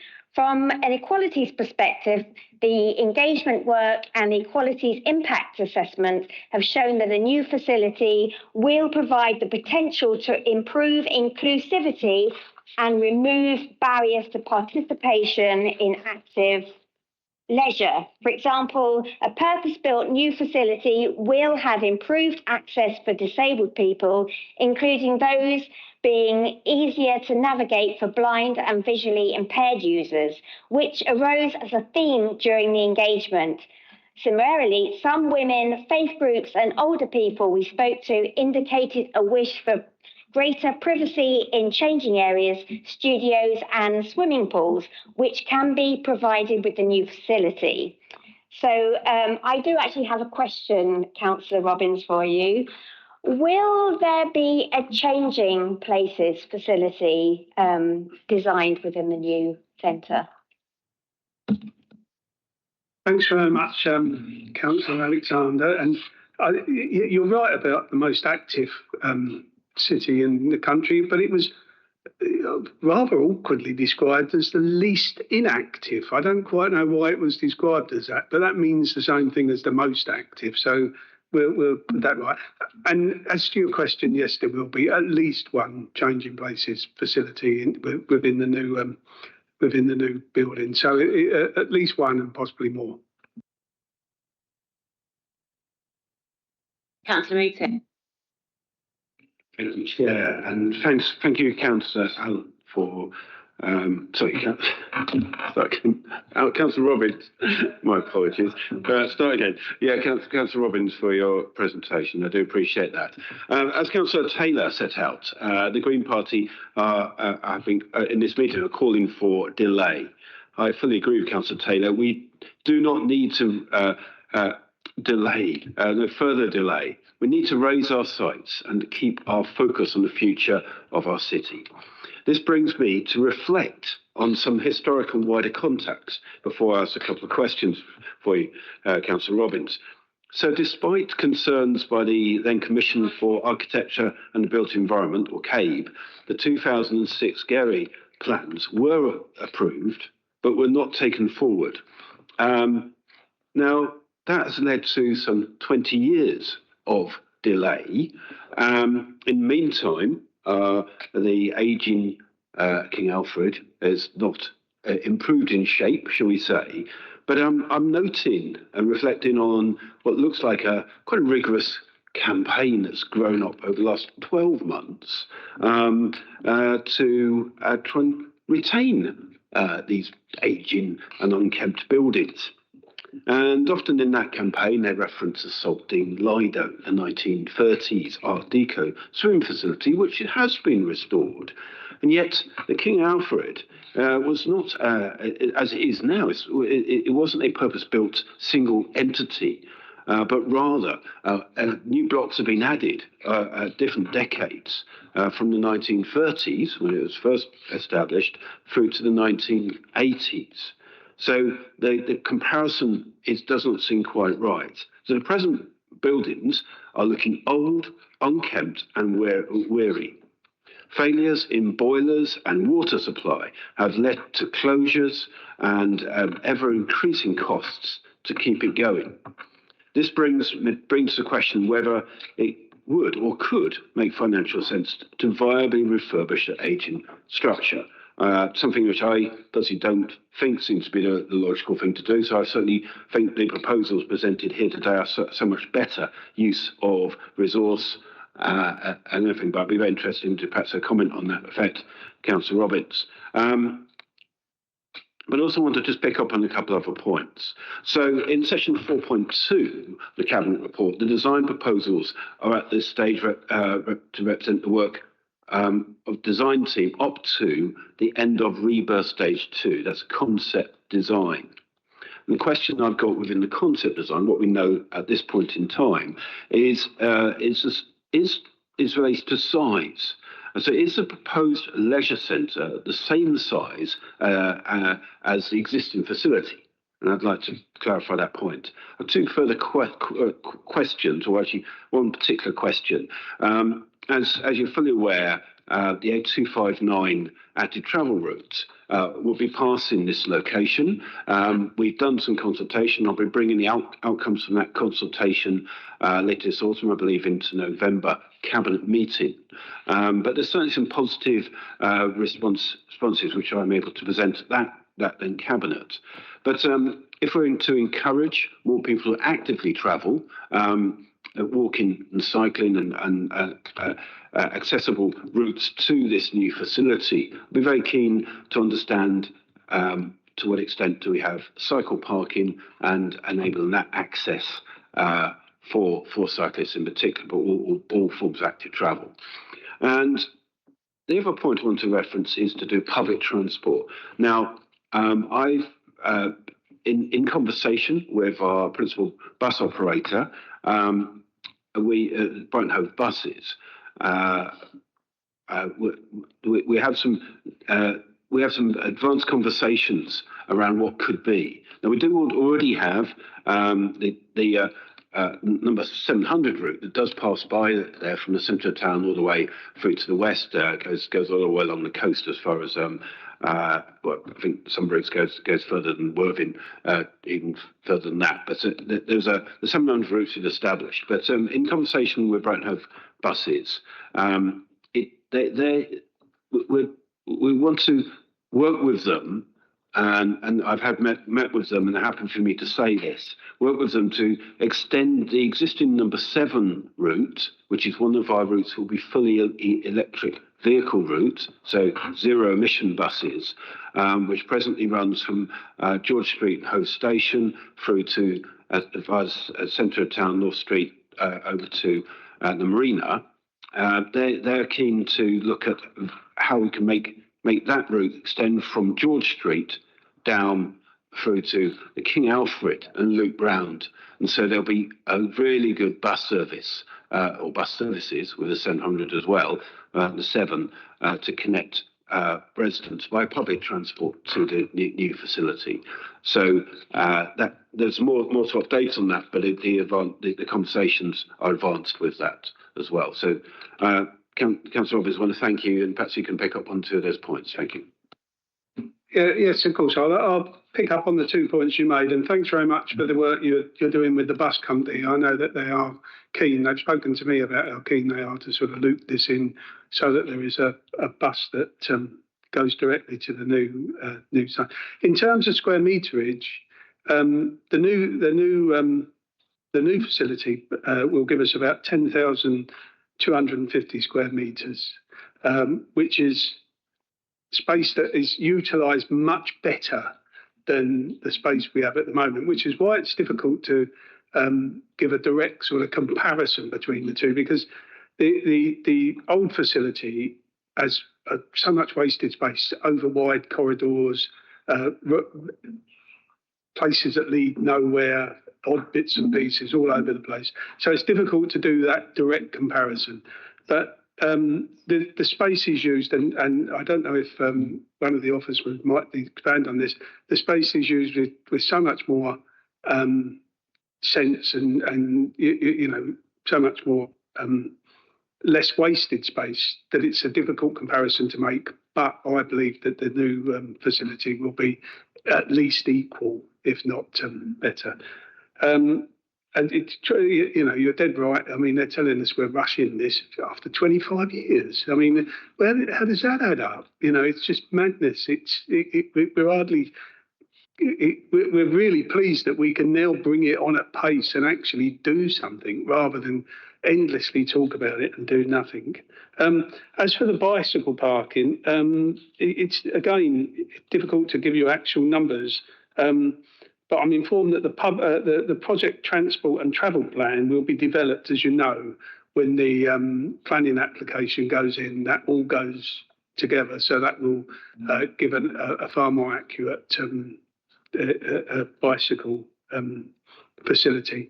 I will ask officers if anyone wants to make any comment about the comparison of the size, and I think Max is going to say something. Sorry, Max. Hi, yeah, Max Clifford, Director Place. Absolutely, Councillor Robbins. I mean, the way the space has kind of worked is we've taken the collection of uses that we need, we've kind of put those together in the most sensible way that they sit together, and you then kind of put the skin around that effectively. So all of the uses are kind of planned to sit together in the most efficient way possible.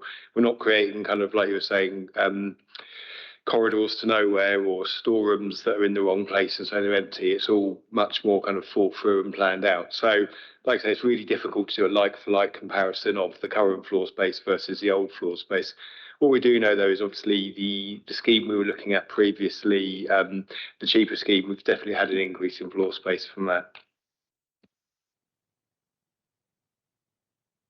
Thanks, Max. Councillor Miller. Thank you, Chair.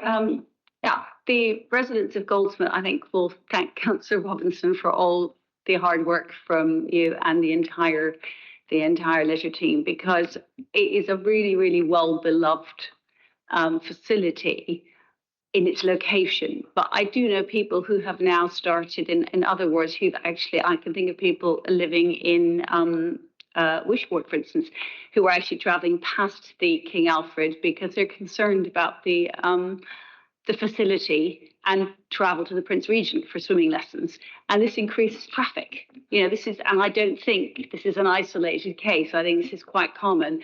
There's a real appetite for having a modern, clean, hygienic and efficient, and actually also quite attractive sports facility back in the west of the city, because I think the King Alfred has historic love, but is actually more loved in the idea than in the reality. And I'd like to say about those people who, the Green councillors who comment on how we're rushing this, it's been 25 years. And actually, if they had taken as much time thinking about the voting for the I-360 and funding that, we could actually have borrowed very little to pay for this. You know, this is something which is so overdue, and yet they want us to pause this, even though the building is way past the end of its life and has had to be closed frequently because of major repair works to make it function. And yet that decision was taken so much more rapidly and in such an ill-thought way. So perhaps the learning from this should actually be for the Green Party. They need to figure out when to think and when to pause and when to actually look at the plan and think, yes, this needs to go forward. I think this is a fantastic plan. And I know our residents are right behind this, Councillor Newton's and mine. And thank you very much to everybody. Thanks, Councillor Miller. Any more comments or questions on Councillor Robbins' presentation? No. Are Cabinet happy to agree the recommendations in the report? Agreed. Excellent. Thank you, colleagues. Our next item is the brilliant Brighton Business Improvement District, but I'm going to suggest that we take a short comfort break and return at 4 to consider the next 3 reports, final 3 reports. Thanks, everyone.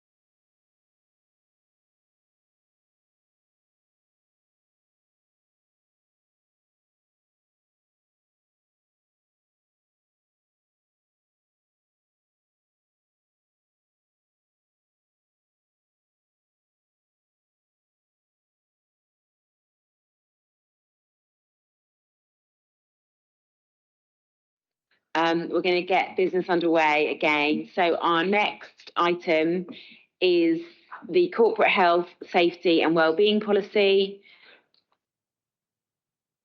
No, it's not. It is Brilliant Brighton, Brilliant Brighton Business Improvement District, new ballot. Councillor Taylor, over to you.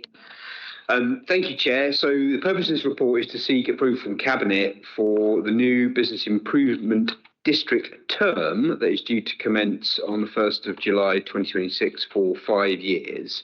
It's worth making clear, and in answer to a question that Councillor McClay didn't get to ask, but it's really important to set out that the bid is entirely business run and is business funded. It's not a function of the council, it's not a body of the council, it's independent and it's business driven, and that really applies to every element of it, including the inception of it and the governance of it. But the council does have a role in running the ballot of bid members, as well as administering the actual levy if the ballot was successful. Just a little bit of context on bids. They're pretty well established in the country, and they're a way of delivering additional benefits to commercial businesses within a defined geographic area. I think that bit's quite important. It's not a way of supporting existing services within a council by levying something. It's about levying a new amount of money from businesses to add additional benefits to a specific commercial area. Nationally, the bid network thinks there's about 347 bids nationally, representing over 133,000 businesses across the country. Brighton's first bid was commenced in 2006, with the current 5-year term ending in June 2026.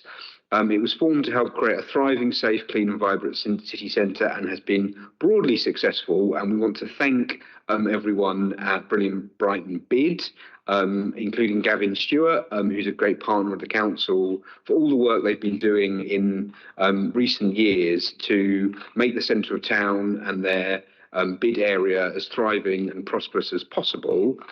I want to briefly answer some of the points that Councillor McClay raised earlier. I know she's had to leave, but she raised a number of important and valid points, also suggesting how can we keep working with the bid and perhaps work together on projects. One of the things she mentioned is a buy local campaign, and I can confirm that we are working on a buy local campaign and looking at the practicalities of that and how we can promote that to support our businesses. And we're also going to have a series of regular meetings with particularly city centre businesses, independent businesses, to hear from them. We've had one already and we're going to have more to come, to hear from them and understand their challenges and help support them as best we can. One of the ways we do that as a council is trying to get our basic services running as best as possible and improving, including litter picking and potholes and all the things that contribute to the accessibility and visual impact of the city centre.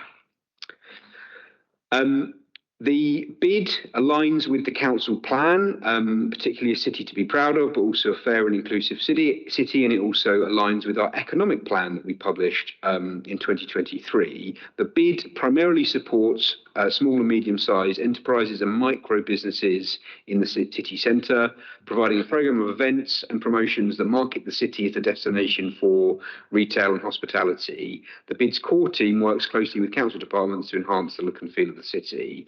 The bid also provides the city centre ambassadors that people may see when they go around the city to help the city be a place where people feel safe and welcome, and they provide a valuable service to city centre businesses. And those ambassadors in 24 recovered over £60,000 of stolen stock in the city centre, which obviously talks to the shoplifting point that I know a lot of businesses have raised as a concern in the city centre. So what are we actually discussing today, and what is the proposal? So the bid and the council jointly commissioned an options appraisal in autumn 2024, carried out by Locus Management Solutions, and the purpose of the study was to explore the viability of the current bid and the possibility of expanding it.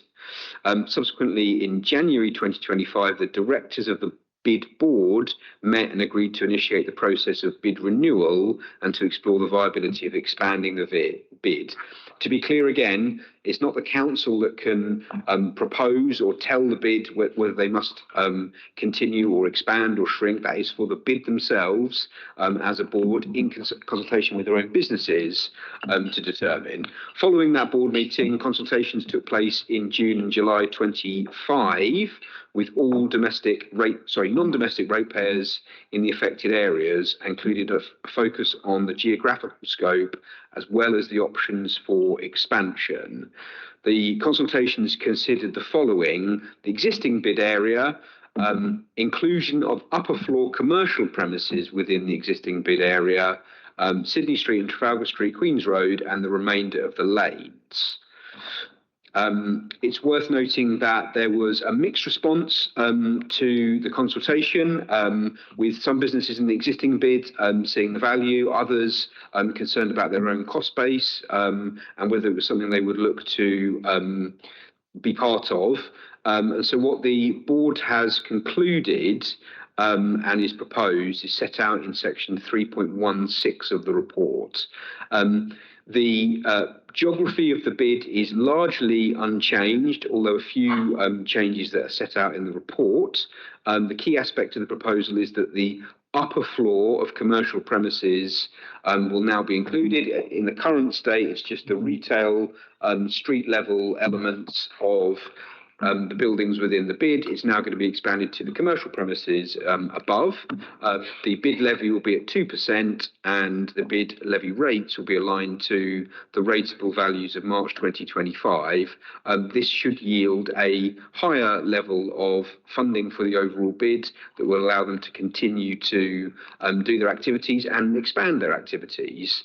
I would just say that whilst this report doesn't propose a vast expansion of the bid, and clearly that has to be driven by the businesses and whether they want to take part in it, it does not preclude future bids, and there may well be a case for bids in specific geographic areas or indeed specific sectors, and neither the council nor the existing bid board are ruling that out, and that's something we'll need to consider as a city.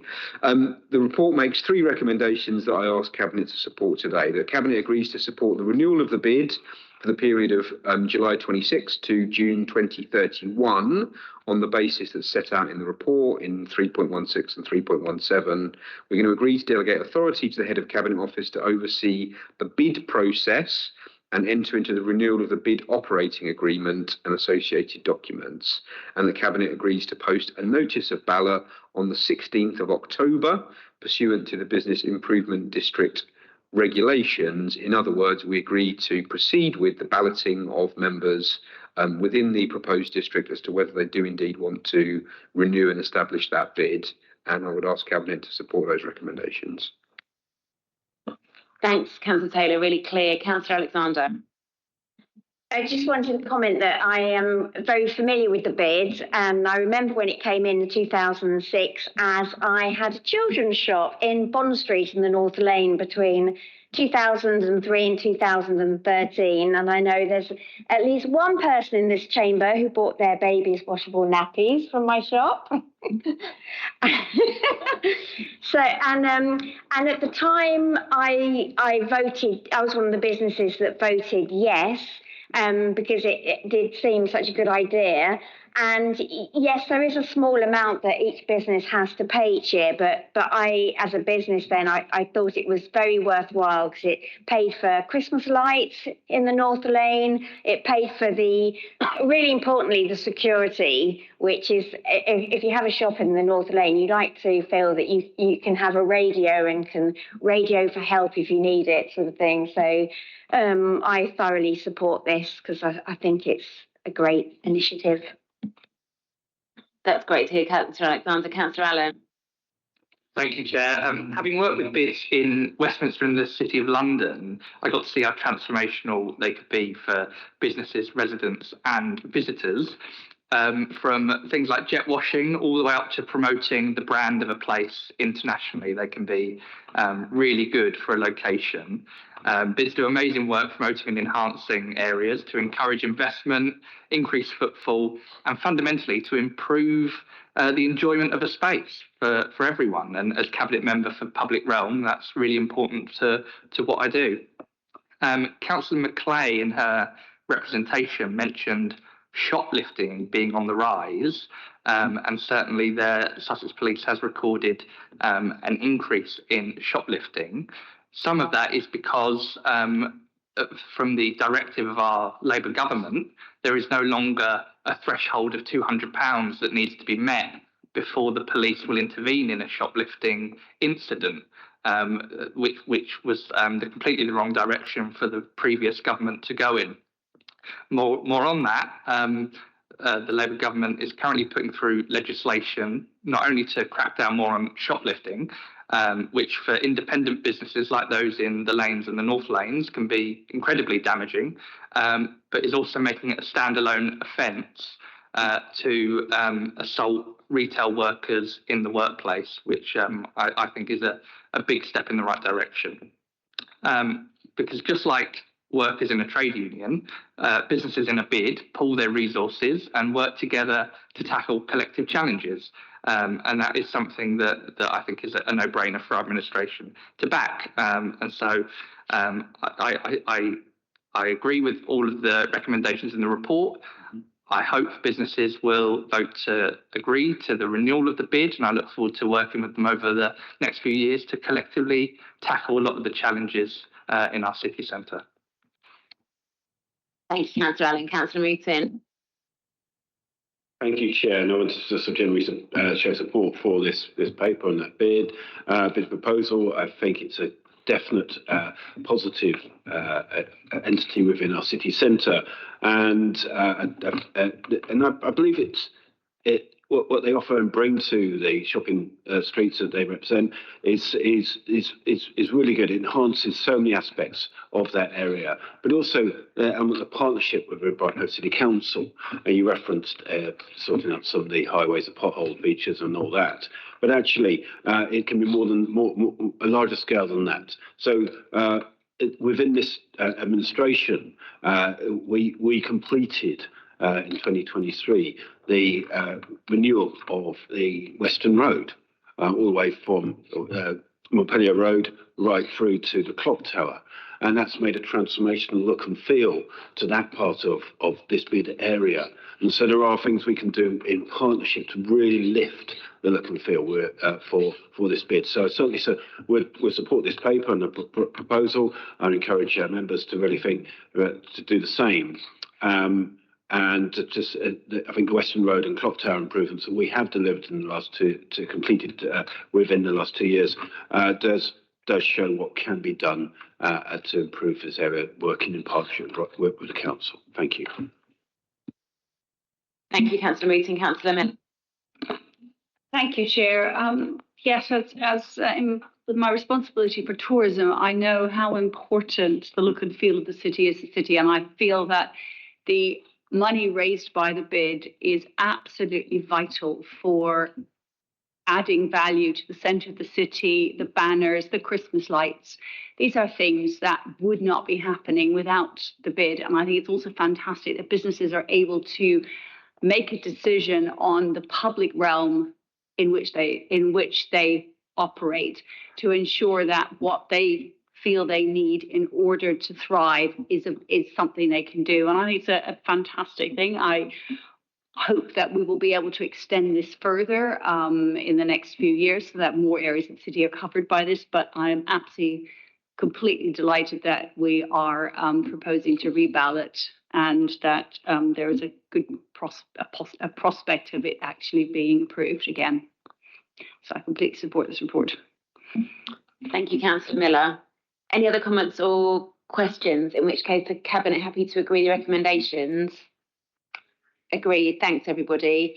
Next item is the corporate health, safety and wellbeing policy. And I'm going to ask Councillor Allen to introduce us, please. Thank you, Chair. This is the most important item we are discussing today. The refreshed corporate health, safety and wellbeing policy is a statement of our values as a Labour Council, that the welfare of our staff is not an afterthought, but is central to everything we do. That's why I was genuinely disappointed that not a single opposition councillor could think of any question of scrutiny for me today on this. Either they're completely happy with the policy, they're completely confident in my political abilities, or they're ambivalent towards this policy, and only 2 of those 3 options are acceptable to me. Without good working conditions and a good organisational culture for our staff, the local government reorganisation would be disorganised. The King Alfred Leisure Centre would be more like a King Canute Leisure Centre, and our work on the brilliant Brighton bid would not be very brilliant. As a major employer in the city, Brighton and Hove City Council has a duty to ensure that everyone who works here can do so safely, with dignity, and with their well-being supported. This policy takes learnings from across the organisation and takes a sobering look at some of the areas where things have fallen short. It provides a framework for meeting our aims for a learning organisation and a strong, healthy working culture. We're moving to a proactive safety culture, and that means being honest about past failings, learning from them, and embedding systems of accountability and support so that they're not repeated. As a Labour administration, the positive feedback from our trade unions is particularly delightful to receive. One trade union officer remarked that this is the best health, safety and wellbeing policy they have seen in this council. We all stood for election around this table because we want to do our bit for the city. The majority of staff feel the same way about their work. This organisation delivers over 700 services to residents, businesses, charities and visitors, and this policy will empower them to continue delivering in a safe and supported way. Of all the ideas put forward, of all the policies we'll discuss at Cabinet, from when we move to a Cabinet model all the way to when we're next up for election in 2027, this will be a positive, lasting piece of framework and operation that will hopefully continue as the bedrock for a lot of the work that not only we do, but that our successors do for years to come. And I welcome any questions or comments from colleagues. Thanks very much, Councillor Allen, for this really important piece of work, and for all of the officers that have worked on this and all of the staff that have been involved in providing feedback and to helping to shape it. I'm going to come to Councillor Williams. Thank you, Chair. Just a comment. This policy really clearly demonstrates our commitment to a psychologically safe environment for all our employees and our staff and our management. And may I add, it's a really great example of constructive and respectful engagement. Thank you for this paper. Thank you, Councillor Williams. Councillor Meaton? Yeah. Thank you, Chair, and thank you, Councillor Allen, for your bringing this paper today. There's so many aspects where we need to safeguard and ensure that people working for the council, be they directly or through a contract, are in a good place. And this paper really highlights the importance of that and brings about a real framework. And I think perhaps give an example, maybe to show what can be done and needs to be done. And that's to do with the successful Beyond the Uniform campaign that we're working with at NSL, our civil enforcement officers, or sometimes referred to as traffic wardens.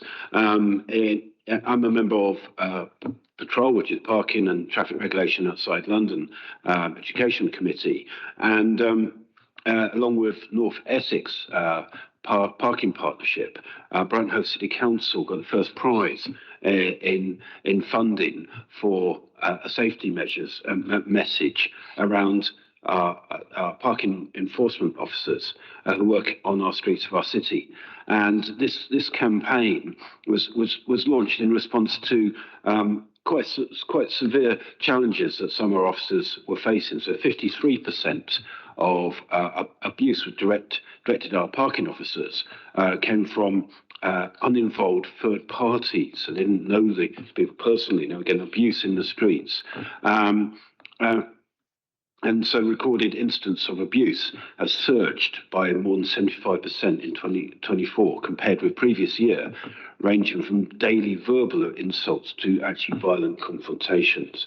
And so this Beyond the Uniform was shined a light on the people that worked and their lives and just personalising those things and how we should be certainly kind and but also the value that these officers provide in the communities that they're walking around. They actually often help people and certainly are somebody to people to be valued within that process. And the campaign that with the money we won from the Patrol Award, we now have developed a national campaign, so rolling out that key message about being kind and meeting the people beyond the uniform. That's now gone to all local authorities around England. To promote this very important message. So it's great that this paper's coming in today. We can bring really high standards and strong messages from from Brighton and Hove, which can actually spread to across the country to say, yeah, this is how we can do it. So thank you. Thanks very much, Councillor Reed. I'm going to come to Councillor Robinson. Thank you, Chair. So to you, Councillor Allen.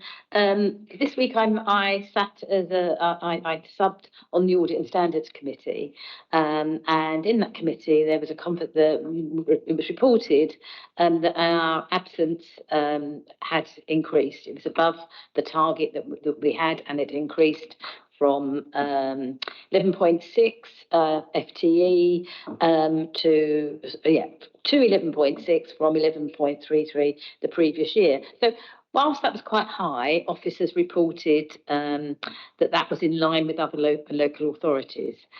What I'm delighted to hear, what you just said about the union saying that this was the best health and wellbeing policy that's ever been put forward by this city. I'll be really looking forward to see the results in the next audit and standard committees on our absence, because I'm sure if we've got a happy staff and well cared for staff, that the absence will go down. So I commend this report. Thank you. Thank you, Councillor Robinson. Any other comments from colleagues? No? In which case, just to say, really echo everything that Councillor Allen has said. Really thanks so much to officers for their work on this. I think we've had some good discussions internally about just how important this is and how much we want to set a new standard and make this a meaningful exercise. And thank you to staff for all they do for us day in, day out, and full acknowledgement that many roles in this council are absolutely not easy. Some of them are the toughest roles in public service, I would argue. So thank you to staff for all of their commitment and dedication and sacrifice and resilience. I'm going to move us on to what I think is now our final paper today, and that is...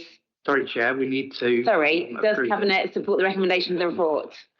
Agreed. Agreed. So our final item today is our rough sleeping and single homeless services commissioning paper, and I'm going to ask Councillor Nan in his Cabinet Advisor capacity to present this to us.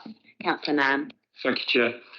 So Brighton and Hove faces a particularly acute and pernicious homeless challenge, with the most visible and urgent impacts felt by those who are sleeping rough.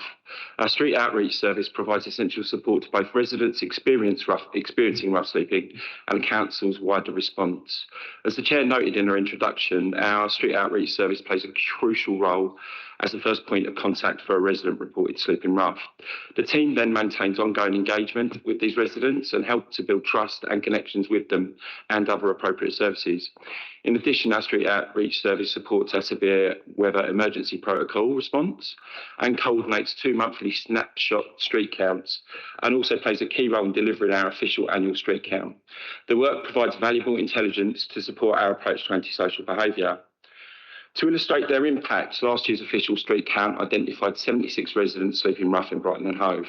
That's double the average for the south east of England. Over the past 2 years, our street outreach service has worked with 1,200 individuals, with half successfully supported to move away from rough sleeping. This report asks Cabinet to approve the recommissioning of the street outreach service. 3 options have been considered. First was to recommission the service. Second was to cease the service completely, and third was to bring the service back in-house. Only option 1, recommissioning, was found to align with the Council's emerging strategic priorities and broader ambition to achieve homes for everyone, also to provide essential continuity of service. With Cabinet's agreement, a competitive tendering for this service will begin in April 2026, be subject to standard procurement procedures. Officers are committed to recommissioning a service that incorporates the voices of those with lived experience and operates in line with current best practice principles, including trauma-informed approaches. The street outreach service is not only vital, in many cases it's life-saving, and I hope Cabinet will approve this recommissioning. Thanks very much, Councillor Nan. Comments or questions from colleagues?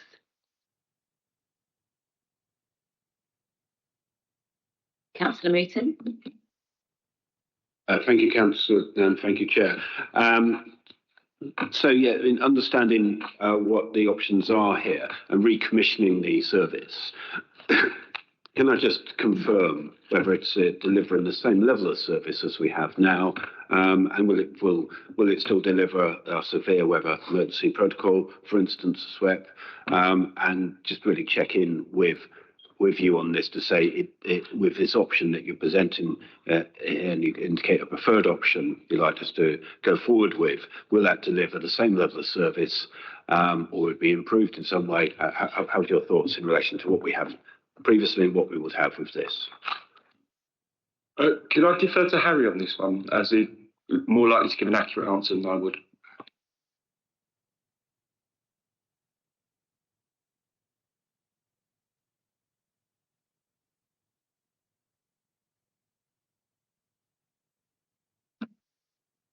Thank you, Councillor. Hello, I'm Harry Williams, Director of Housing for People Services. So the service will be broadly like for like and deliver a similar type of service that we're providing at the moment. Obviously, the recommissioning process provides an opportunity for us to reflect on national best practice and the models that we might want to adopt within the new tender. The procurement exercise itself allows for that competition for different providers, also to present different ways of working and ideas. But broadly speaking, it will be the same model that we have at the moment. Thanks very much, Harry, and thanks, Councillor Mooton, for the question. Councillor Miller. Thank you, Chair. I'd like to support a recommissioning service. It is such a complex and difficult service to deliver. And I think, much as I'm always in favour of bringing things in-house where possible, I think trying to do this ourselves would result in such either, I think, a reduced quality of service or a huge cost. And I think it is a difficult and vital service to deliver. And I think we need to recommission it and ensure that we have that specialist knowledge delivering service. And so I would recommend this report. Thanks very much. Councillor Miller, any other comments or questions? Councillor Taylor? Just very quick comment to take the opportunity to thank both Paul as our Cabinet advisor on this subject, and of course Jill as Cabinet member, but then really the officers working on this, and indeed all services in the city that are working to support and prevent homelessness. And I think it's also a good opportunity to say something that isn't always said, which is that rough sleepers are not a problem or an issue that we need to shoo away or is associated with antisocial behaviour or something that we should be trying to hide in the city. What we've got to tackle is the underlying scourge of homelessness and the broken housing market. And so I'm really supportive of our homelessness services in the city, and I know that they work tirelessly to support people that are facing homelessness and rough sleeping, not try to shoo them away or hide them, but genuinely support them, genuinely try and prevent homelessness, and genuinely try and provide a route to getting into settled accommodation. So I just want to say a big thank you to both officers and the broader set of voluntary CVS and other organisations in the city that work on that issue for the city on behalf of all of us. Thanks, Councillor Taylor. Councillor Nam. I didn't mention this in the introduction. It is one of. I don't think it's not what the support outreach service are for directly, but they do play an incredibly important role in providing a service to our residents as well. And that's not because the residents can ring and the street outreach service will come and tidy up the rough sleepers. I think seeing a person rough sleeping is incredibly distressing. And I get a lot of reports of rough sleepers to me. And they always ask, what should they do? And there's always an element of panic in the request. You know, I don't know what to do. And to be able to say, here is a web page that you can report this person on. There are people who will come and attend to this person. It provides our residents as well, our house residents, with a kind of psychological safety net, because it is incredibly distressing to see people rough sleeping. So I didn't mention that in the introduction, but I think it is an important thing to note about an added value of the service. Thanks, Councillor Nunn. I think that is a really important point. And I would just add, of the different options that were explored here, I think we have arrived at the right one for the reasons given in the report. I'm glad that we are recommissioning the full service and not part of the service. My goodness me, do we need the full service still? I think the points around this not being the moment to bring this in-house are well made. I know that I received very positive feedback about the provider, their links with the voluntary sector, the dynamic way in which they work, the level of experience, insight, and lived experience as well, which is so important in this area in terms of connecting, building trust, and being able to really provide meaningful support to people. So I think this is a good option. And before we go to a decision, because I don't think there's any further comments, I think it's really important to say this at this moment in 2025, in the context of still a huge national housing crisis and so many sort of breakdowns in how our society functions that have left so many people in such a vulnerable situation, that we have so many rough sleepers in the city. This is not inevitable. This is not how it has to be. And indeed, when the Labour Party last left government, rough sleeping in this city was down to the single figures. We must continue to be ambitious and to say that we want to end rough sleeping, and we need to keep making that our target and working towards that. We must not accept that this is inevitable and that we must always have such high numbers of people in such a precarious position. So just want to make that really clear. We absolutely need the service, but the goal is to one day not need this service or need much less of it because there is not such a dire need. So if there's no further comments or questions, does Cabinet accept the recommendations in the report? Agreed. Thanks very much. I'd just like to finish, I think that's the end, by saying that I really very much appreciate all of the work that has gone into all of the papers today by officers. I really want to pay tribute to the quality of the reports. I'd also like to put on record my sincere thanks to our consultants on local government reorganisation, Ignite Consulting, who've done absolutely outstanding work, really difficult and complex work, and I think have delivered a very high quality proposal on local government reorganisation. The knowledge and insight and capacity for hard work that they brought to this project and working under very tight timescales was hugely impressive. So sincere thanks from all of us to Ignite. Wonderful. Thanks, everybody. I call this meeting to a close.